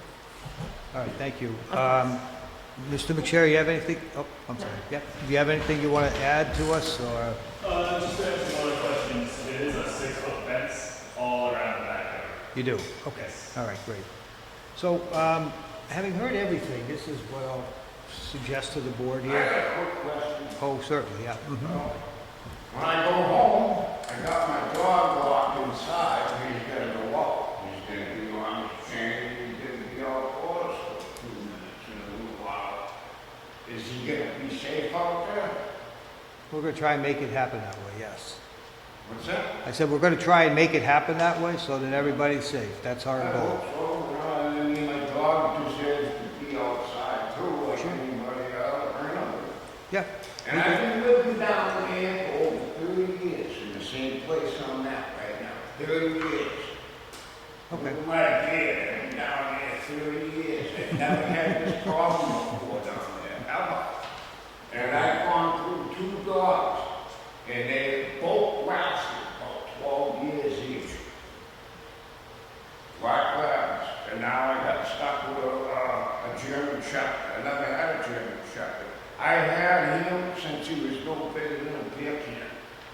Okay. And he's about 4-something years old now. I don't want to have to get rid of my dog because some other dog attacked my dog. Right. I shouldn't have to do that. We agree. And you've seen my animal, I mean, what am I gonna do? I don't want to be attacked like that. I don't know what to do. Okay. I just don't want to be attacked again. Okay. All right, thank you. We're going to try and help make this work, so. So let me make my recommendation on the conditions. I think the triple restraint is something that should be done. I know Mr. McSherry said he has a 5-foot fence, but I think that should be part of the order anyway. A muzzle, I'm not opposed to.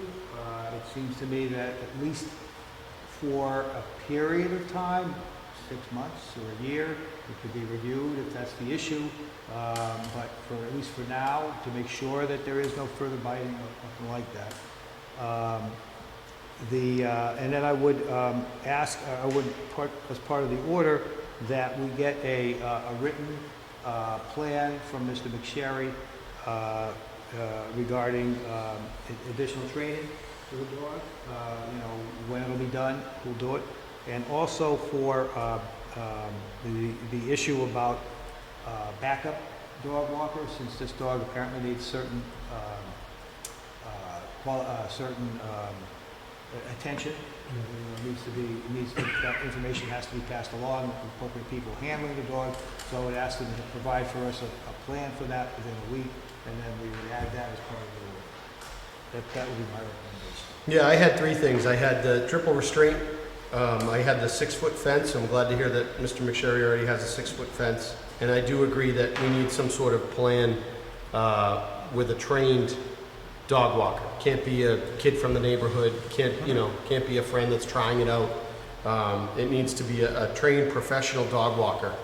And if those 3 are taken, I personally don't see a reason for a muzzle. I think a triple harness restraint is pretty safe. It doesn't get much safer than that. So I think if those 3 are followed, I would feel a lot better. Into your point, we're trying to come up with a safe plan that's good for everybody. And we're doing our best to come up with that. If that happened to me, am I allowed to protect myself? Or am I going to have to become an amputee? Do I have the right to protect myself? Yes, you do. I would think so. In my living room attacking my dog. Absolutely. Do I have the right to protect myself?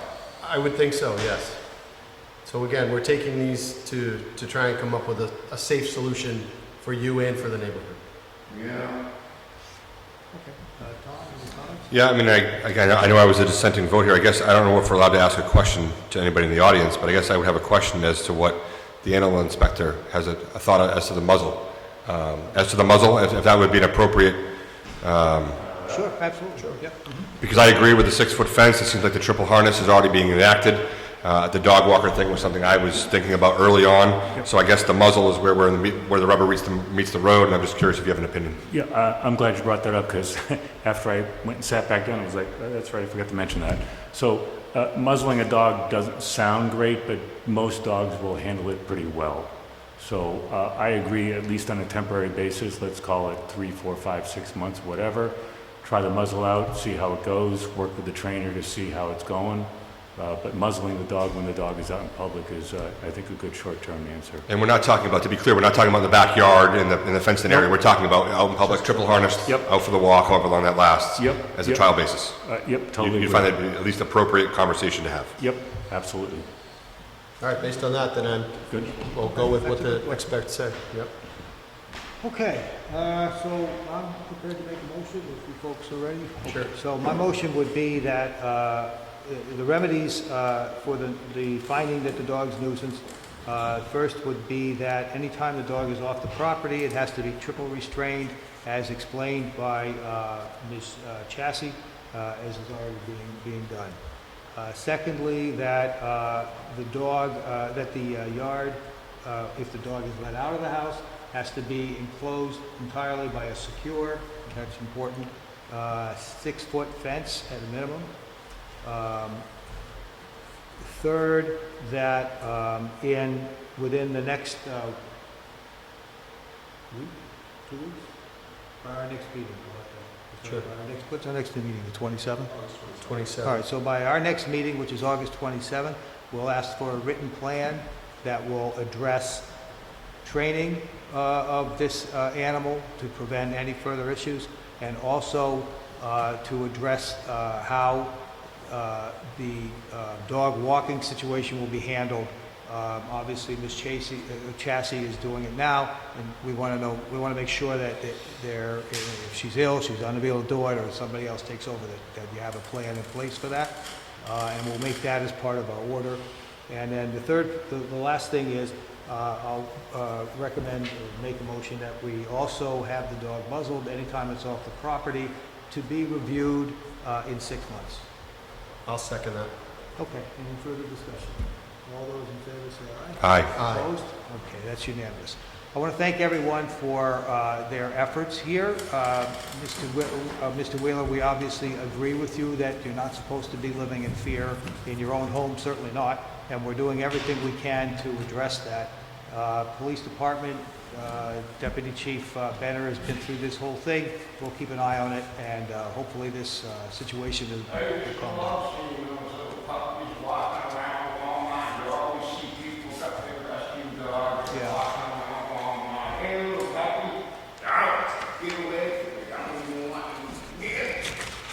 Okay. And then, Mr. McSherry, what we're trying to do here is balance everything. We assume you want to keep this dog. It's up to you whether you do or you don't.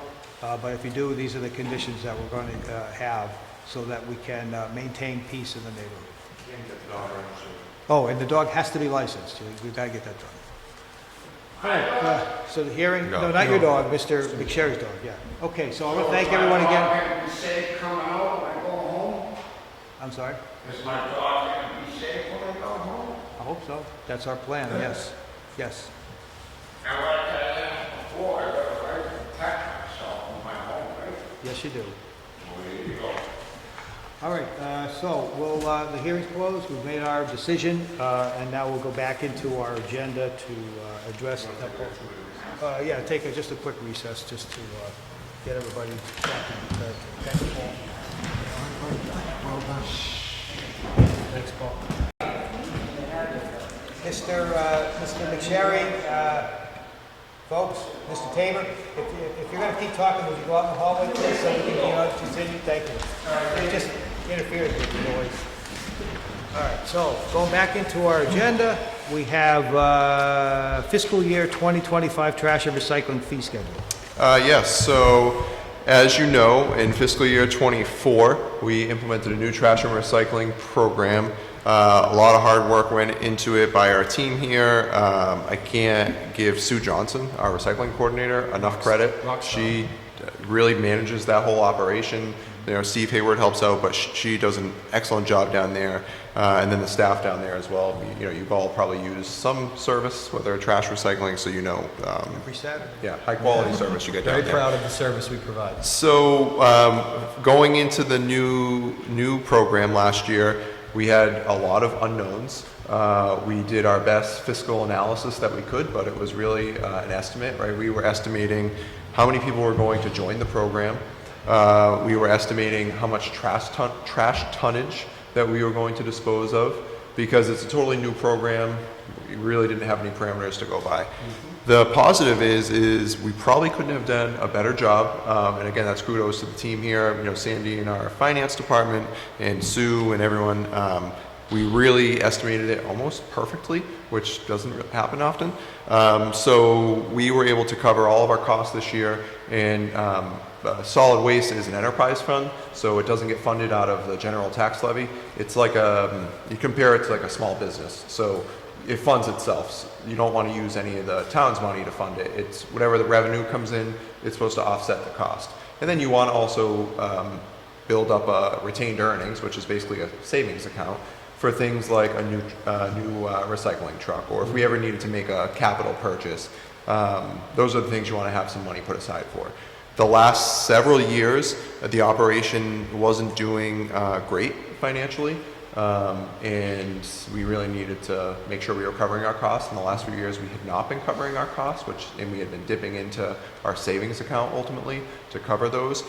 So in fiscal 24, you see in your packet, I did attach a little summary of cash flow, and you'll see we covered all of our costs, and we were able to put a little bit into our retained earnings.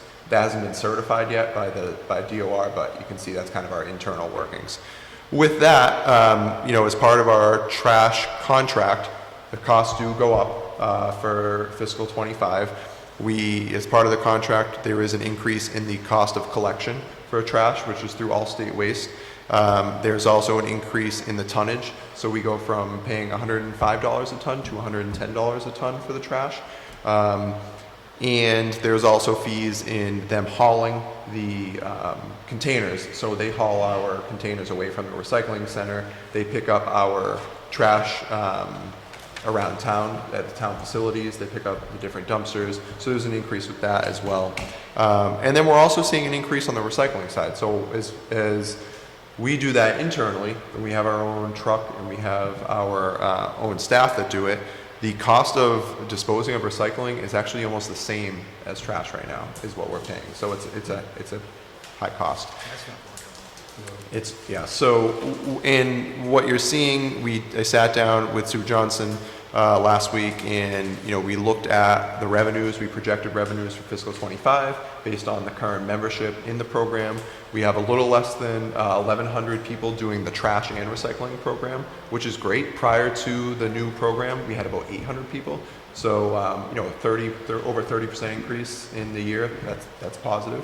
And then with that, we are anticipating we are going to have to propose a fee increase for the trash and recycling program for the upcoming fiscal year in order to cover our costs. So what we are proposing through this memorandum would be a few things. The annual fee for curbside trash and recycling would go to $440 a year. Right now it is $400. So we recognize, this is a 10% increase, and it's significant. But these are the increases that we're seeing. What we would like to do is we send out 2 bills, one in September and one in March, in order to give residents a notice and let them know about this change. Similar to your, when you get your tax bill, you pay a preliminary tax, right? And then once you get the updated value, you kind of pay the rest of it in the next bill. So we would propose a $200 bill in September to go out, and then a $240 bill in March. And with that, we'll put a notification at the bottom of the bill in September that if anyone wants to opt out prior to the next period, they will have a date on there and when they would have to have their barrel returned, so on and so forth. Recycling sticker would remain at $75. So if you are not part of the curbside collection program and you wish to get a sticker just to use the recycling center, that would be $75. That would be unchanged. And right now, we do charge the mobile home park $75 per residence, but they do get curbside collection of recycling. The reality is we're not covering our cost of that because it's costing us more than, through the year, more than $75 per resident in there. So we are recommending increasing that to $100 per resident, and they would continue to get the curbside collection of recycles. We want to continue to try to offer that service to them. It's a service we've offered. We are not offering that service to any other resident in town, so it is an exception that we've made last year. The other option would be to not offer the service to them, and they could pay $75 to drop it off. But we felt, we've provided that to them in the past. It's all condensed into that one area, so it's not too much of a hassle for the town to do. Does $100 cover the cost? Yes. From what we've been able to pull out, it would definitely more accurately cover the cost there. So the reason the mobile home park is $100 is because they're all run next to the other? No, so the mobile home park does not get trash. We're making just. So we make an recycling so when we implemented this program, we said really logistically we aren't able to do just recycling, pick a curbside collection. So we require we require residents to have trash and recycling, curbside collection.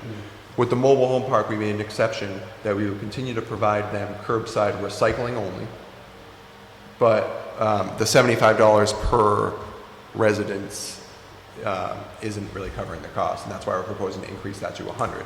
It also didn't make, it wasn't super feasible to charge them the same as someone coming in for just a sticker, right? Someone who just has a sticker is now paying the same as them, and they're getting a curbside collection.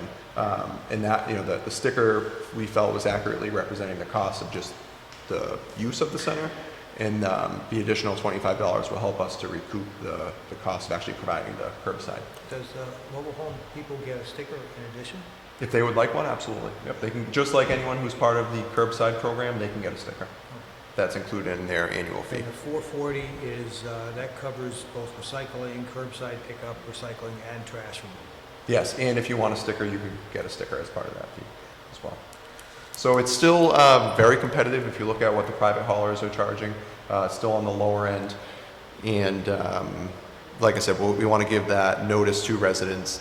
So if they do wish to opt out or explore other options, we're giving them, you know, about 6 months. It'll be, you know, probably around. And this goes into effect next July? No, this will be effective for the current fiscal year, but they're not going to see the increase until their March bill. Oh, I see. So we're Which they see in February or something, or February or March, they see the bill, right? Yeah, the bill will, that second bill. And will come that out will have a in March. notice of an opt-out to return the barrel and get out of the program? No, this bill we're sending out in September will have the notice of the opt-out. Right, oh, for March. For March, right. So, because they'll need to opt out prior to that billing period if they wish to not be billed for the second half of the year. So I'd just like to say I'm very proud of the rollout we did as a town. I mean, we've been a pay-as-you-throw town for generations, it feels like, right? Mm-hmm. And other than a few small hiccups in the implementation, the results and the reviews have been great. I mean, really has. I mean, you ask folks that have the town program, they're very happy. They're reliable, they've done a great job. And I know, Cody, you say that this is an enterprise fund, but I hope people understand there's a difference between this enterprise fund we're doing and a private hauler. I mean, a private hauler is looking to make as much money as they can. That's not the situation here in Halifax. We're trying to cover the cost of the program and have a tiny bit of savings left over in case something goes south, right? So I think that's a distinction to talk about, where we're trying to provide a cost-effective service to the town. Obviously, we want to keep it as low of a fee as possible. We want to offer as best as we can to the community, but face it, the cost of everything is going up every year. So I hope the folks don't think of this as, oh, we're getting people in and then switching the price. That's never been the case. We're still trying to offer as competitive as we can, and I think we're very competitive, but unfortunately the cost of trash and recycling is going up. So I hope people understand. The cost of the bag and tag system continued to rise to the point where the last bag I bought, I think it was $10 a piece or something. It was a lot of money, right. From very small to very big, and that's just the way it goes. Right, and I just hope folks realize that, again, this is not get them in and raise the price. We want to keep this as low as we can and not lose money. So that's where we're at. Yeah, I mean, we can't, you know, the reality is if we continued on the trajectory that we were going, It would be gone. we wouldn't be able to provide any solid waste service to residents within the next few years. So we had to make a change of making this an operation that was sustainable, or we weren't going to be able to sustain the operation. So I hope folks can see the difference. You know, I mean, we are an enterprise fund, but we're not looking to make $1 million. We're looking to have a sustainable program that's cost effective for the town. Any other comments? Nothing? All right, so what do you want, a motion? You would make a motion to approve the fee schedule for fiscal 25 as presented. All right, I will make that motion. I will gladly second that motion. Any discussion from the board? All those in favor say aye. Aye. Aye. Opposed? It's unanimous. So just to be clear, in September, you're getting a letter and a bill, and the letter says the prices are going up. It'll be on the bill, a notification included on the bill. Yes, that gives them the information that it is going to increase, and we'll have a date that they have the opportunity to opt out by in order to not incur that increase. I mean, I just want to make sure it's like clearly stated the price is going up in February or March, whatever it's put We will- in red, boldface, Absolutely. big letters, whatever. And on the other note, it's a great time to jump in. Yeah. Right? Yep. September is a great time if you want to switch to the town program. You're still getting a lot of bang for your buck with the town. Okay, farmland of local important analysis. Yes. That's pretty important. So we were contacted by Old Colony Planning Council with it's a pretty unique opportunity. Bill Napolitano, He has done work in this region for years. Prior to working for Old Colony Planning Council, he worked for SERPED, Southeastern Regional Planning and Economic Development. And he's since retired there. He's been part of the Taunton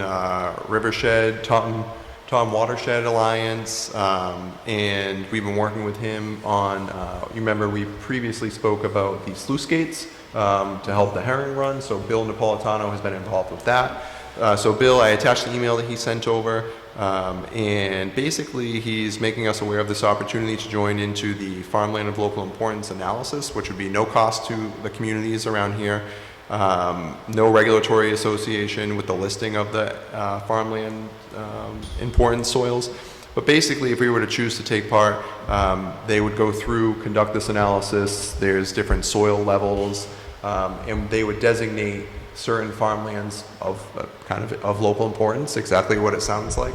And it can help local farms with various FDA opportunities, with potential grant funding, and then also by designating them as a farmland of local importance, it can create further opportunities not only for the town but for potential landowners and farm owners. So I really only see a benefit from this. There, no costs associated, no regulatory requirements.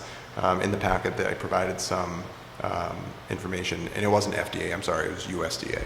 So this doesn't affect the taxing, right? 'Cause No, right now no, we get no. lower rate on the tax, and then if the farmer decides to sell, we get first crack at it? That does not change that, yeah. So the land would still fall under Chapter 61, if they meet those requirements.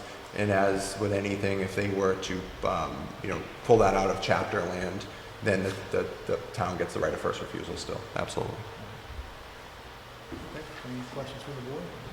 No, so Cody, I'm reading it right. It's no increased tax to the taxpayer. Nope. We're essentially helping our local farmers with grant possibilities and getting their land designated as farmland of local importance. Yeah, and then in the packet, there's also some information where if they do this, they can create these, I guess you would say reports, right? And it based on the different soil types, it can identify the best crops to grow on different soils and so on and so forth, not only to help the existing farmers, but then if there were ever land that maybe weren't actively being farmed, it could help attract, farmers to farm that land and already have some valuable information of what could be successful crops there. I guess this, to a degree, probably not a great degree, but to some degree, does encourage open space. Yeah. Yeah, oh, absolutely. That's a good thing. Help that farmers out, absolutely. We keep hearing about all over town, or we don't want any big development, and that might help us do that. Yep. So, okay. Yep. What do you need us to do? So make a motion to request the farmland of local importance analysis. All right, I'll make that motion. Do we have a second? I'll second. Any discussion? All those in favor say aye. Aye. Opposed? It's unanimous. Contracts with CMAC Landscaping. Yes, let me just make a quick note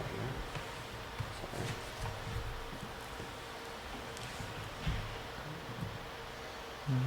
So this is, you may recall at the town meeting in May of 2023, the town appropriated $500,000 for ADA improvements, Americans with Disability Act's accessibility improvements. Scott Materna, our facilities director, has been hard at work on his team implementing several of the recommendations in the report that we had done. One of them was of significant value, was walkways, sidewalks over at the elementary school, library, and Council on Aging. So we went out to bid for those improvements, and this is the result. This is we broke it up into two projects, so two different contracts. The first one is priority. They're looking to, as long as the board approves it tonight, actually start the work tomorrow. You may see there's already some equipment over at the elementary school, so as long as it's approved, they'll do that. And that is for $189,500. And then the second one entails some of the remaining library work, and then the Council on Aging accessibility walkways and part of the parking lot. And that is for $128,200. And that includes the additional option. We're creating additional couple parking spots over at the Council on Aging. This will take care of the parking lot over at the library as well. We're going to add a couple of parking spots over there. So overall, you know, one of the things, or two of the things that need to be done required per the report that we had a consultant prepare. The two projects came in under the cost estimate, which was good. Our engineer prepared a cost estimate. We were actually expecting them to come in a little bit higher, so these came in lower. So it's just a contract for approval. Council has reviewed the contracts and gave the okay. So I have a question on the second one. Sure. Our plan, our hope, our expectation is that the Council on Aging building won't be used in about 18 months from now? Probably be 3 or 4 years by the time we're completely in there. Why would we invest money in that facility now? Well, it's the parking lot and walkway, and because we're required to comply with the ADA standards. This is the parking lot for between the water department and the Council on Aging, that parking lot? Just the only spot we're touching is the spot directly kind of abutting the Council on Aging. We're not going to touch the rest of the parking lot. Just so there's a walkway from that parking area up to the front of the building where the ramp would be, so someone, you know, in a wheelchair could easily access it. So that's a separate area than the library. Mhm. Can you tell me how much we're spending on that part of it? Of the Council on Aging part, $11,200. Okay, all right. So the majority of this money is going to the library side? That facility over there, yeah. Also, unless we were to dispose of the building, we have to be ADA compliant. So even the museum, we use it very little. Eventually, if that is in our possession, it has to be ADA compliant. So as far as I know, we haven't gotten into much detail, but the plan would be for us to keep Pope's Tavern to some extent, maybe into some sort of historical building. And if that's the case, we'll have to come into ADA compliance regardless. Okay, I mean, I just wanted to make sure. Yep, that we're not absolutely. spending $100,000 on one No. building that we're not going to be using. No, we're trying to be cognizant of that as far as the building upgrades and repairs, because we're aware that we're going to be in a new building. This is something that, I think the short-term benefit will be significant just with the diversity of residents that use that building, where it would be helpful to have this, but also in the long term as well, whatever that building is used for. All right, any questions? No, I think it's needed just because of the clientele that are using that building as well. I mean, it's in our best interest to make sure that it's as accessible as possible. And I agree with John, when we're going to be looking down the road to moving, we don't know what the future holds, but I still foresee us owning that building, so if we own it, we'll essentially have to be compliant, so. Well, the percentage here, it's 11,000 out Yeah. of what? Out of 100 Out of 500,000? Or close to it, Yeah, a lot, for so about Just a 400,000. small amount. Yeah, no, I'm excited to do it. Do we need to do these, two of them or one? I would vote them separately to approve it because they're separate contracts. So this is Do we have an identification? Project 1 with CMAC in the amount of $189,500. And there's 2 copies there, so just need the board to sign each So I'll copy. make a motion that we approve contract 2025-02 between Town of Halifax and CMAC Landscaping, and this is the one for $189,500. Second. Any discussion? All those in favor say aye. Aye. Opposed? Okay, that's unanimous. So this.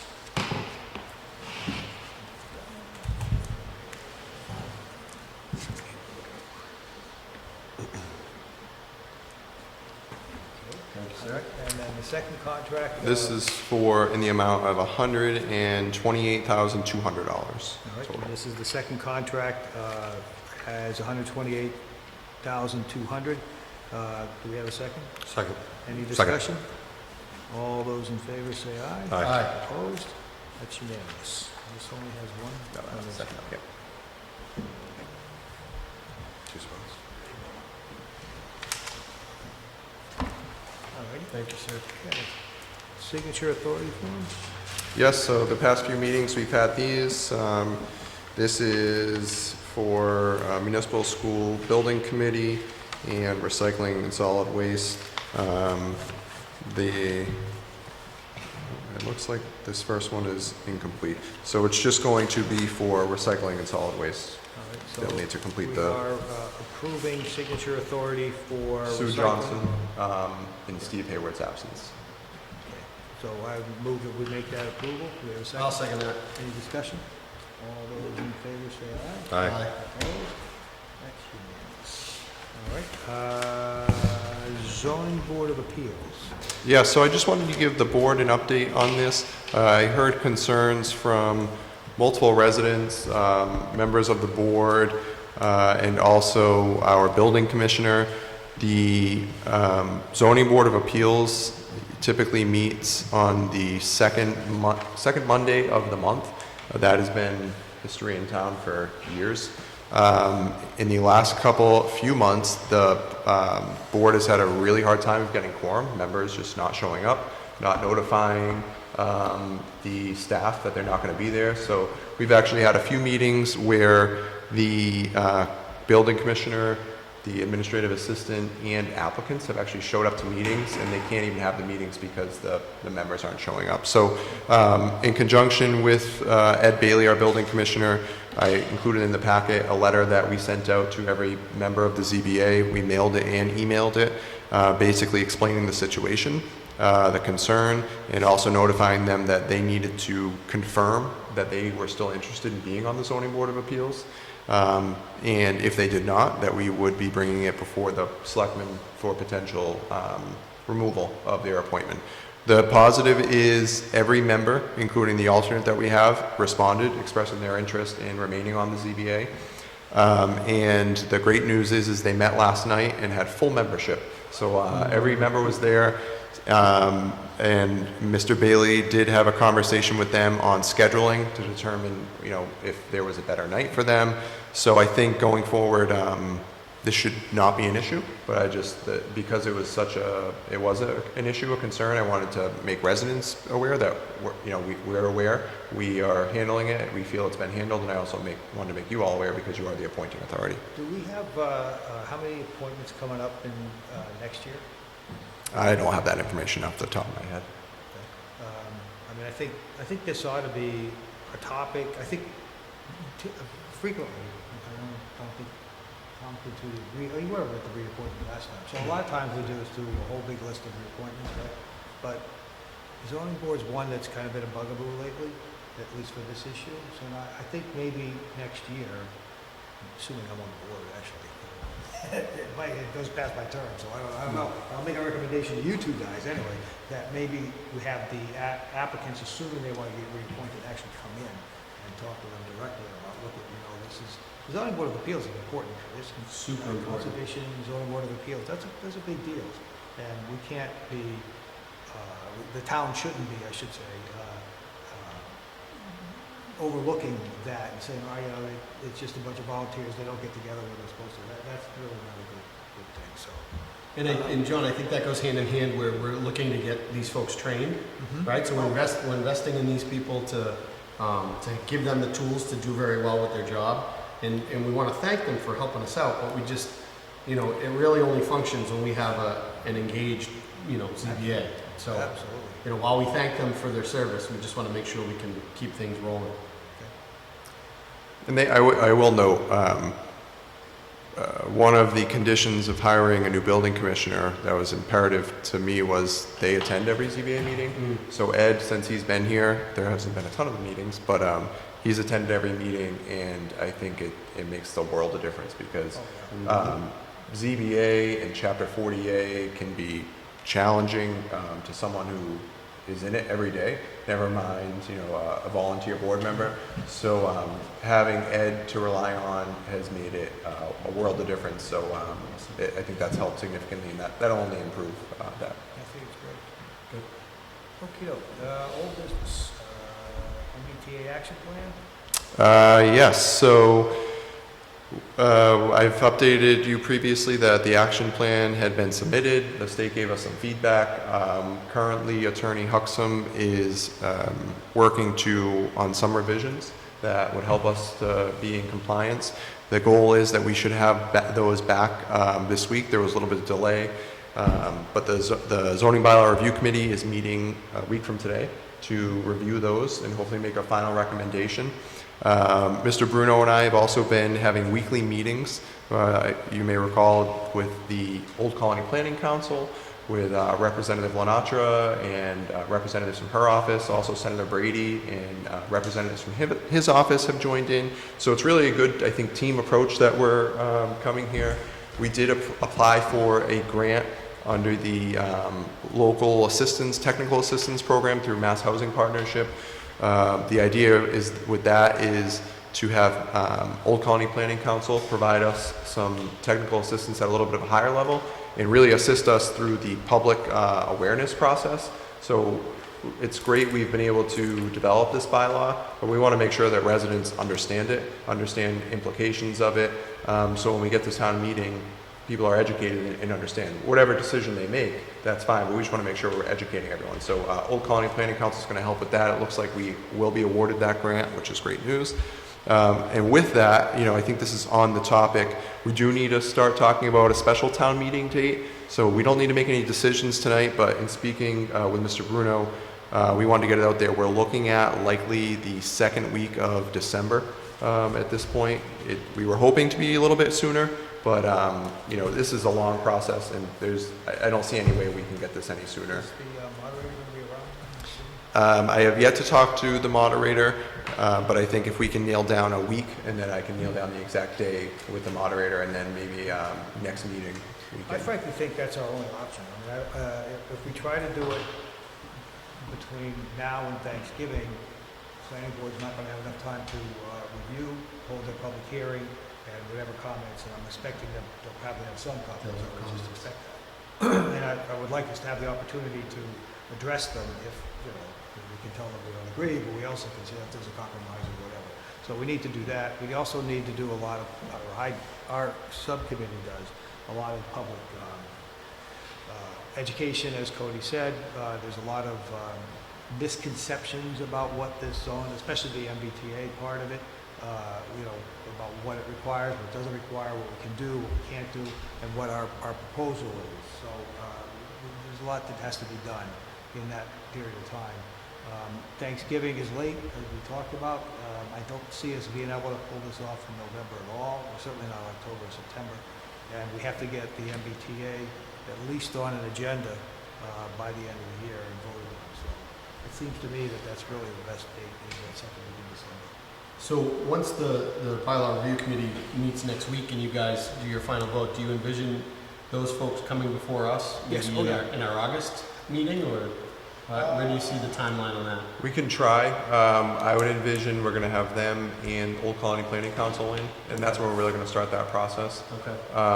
We're going to try to expedite it as much as we can, Sure. but it really hinges on as long as we're able to get a final edition of that approved next week. Assuming we get it accomplished on next Tuesday, I mean, the renovations weren't that extensive, so on the zoning bylaw changes, we'd already made up pretty much our recommendations on that, speaking from the committee. And the only thing that was left to do was really almost typographical, stereos, like reorganizing this, that, and the other thing. The MBTA one, we had 5, I think it was, critiques from the state, at least one of which was an off, one-off. I don't know what they were talking about. The rest of them were things that we could pretty easily, like for example, one of them said they wanted us to measure from the middle of the street over in terms of where the lot was, and we were measuring from the sidewalks. Gotcha. That's easy enough to do. Sure. And then there was one that said they thought our site review process needed to be addressed. Well, we were going to do that anyway. Mhm. So those kind of things. So I'm assuming we should be able to get this package together by next Tuesday. And if nothing else, Cody and I can certainly do an update. By that point, hopefully we'll have final copies of this stuff. And if we do, we'll certainly get it to you folks, but we want to get it to the planning board also, ASAP.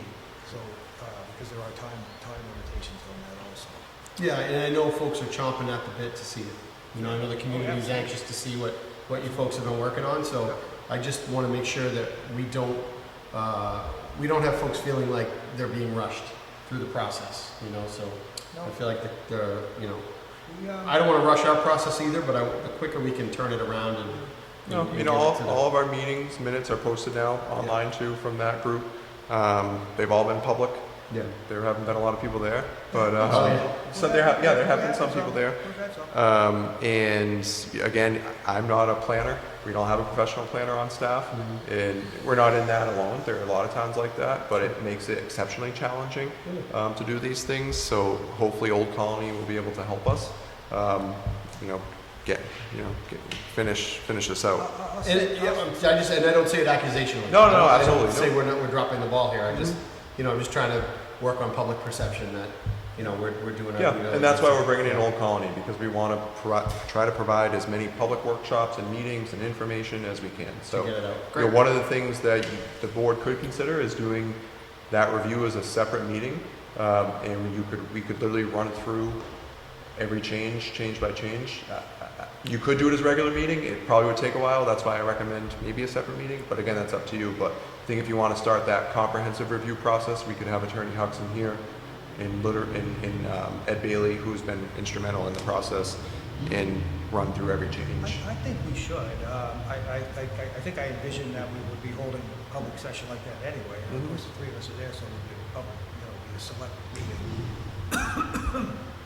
And have the whole bylaw addressed. So we're dealing with the changes in the zoning bylaw in addition to the MBTA review. And our vision is that we would handle those at town meeting as two separate articles anyway, but they're all kind of related.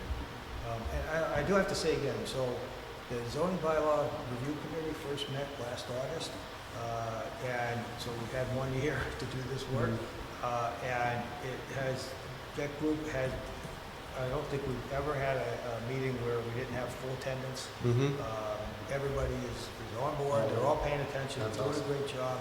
The only delays we've had have to do with technical things, like getting the revisions written up like we needed them, and the delay we had from the state on the MBTA review. We had that was 60 days to look over a bylaw that they've suggested to us, and then send it back to us and say, oh, by the way, we're changing it. So we've done a lot. I wish we could have started earlier, but we just, you and I were on board then. That zoning bylaw review committee had been completely dormant for a couple of years. It was, in fact, we asked the, at the time, chairman, and said, well, when did you have a meeting? He said, well, we can't get a quorum. I said, what are you talking about? You still got Do away with that group and put on a new one. That's what we did. Yep. Okay, town administrator's report, anything extra? A few things. So our energy manager, Kathy Stanley, submitted a grant application this week to conduct a study over at the elementary school that would, if the study is complete, allow us to pursue some large grants in the future for some energy efficiency upgrades over there. Particularly, they've talked about needing to put in air conditioning at some of the rooms. So it could open up the opportunity for that. So that was a $50,000 grant she submitted. We'll hear about that soon. We're also anticipating news. She had submitted for a $200,000 grant through our Green Communities program for several energy efficiency initiatives throughout town. We anticipate hearing back on an award about that within the next couple of weeks. So as soon as we hear, I'll let you guys know. The fire chief is in the process of submitting a grant to MEMA for a little over, I think it was $2,700 for some gear and different equipment for Halifax emergency management, which is great. We're still recruiting a conservation agent. Bridgewater has the job posted. They're going to start finalizing candidates and present some finalists to us. Thorndike is continuing with their permitting process with conservation tonight. And that's pretty much it. Status quo around town, getting fiscal year 24 closed out. We look to have free cash certified by the end of October this year, which will be good. Eric Kinchef, our consultant for accounting, has been doing an excellent job. His counterpart, who works under him, Bill, was in today helping clean stuff up. We're looking to have the tax classification hearing on your September 10th meeting. So we'll be posting about that soon, so residents are aware about that process. Yeah, and that's pretty much it, status quo. On the conservation agent, that person will be actually an employee of West Bridgewater. Bridgewater. So, do we have any say in the selection process, or that they're gonna do it? No, we will, they said that they will loop us in on the process, as they select some finalists, but the appointment or anything would be made by Bridgewater.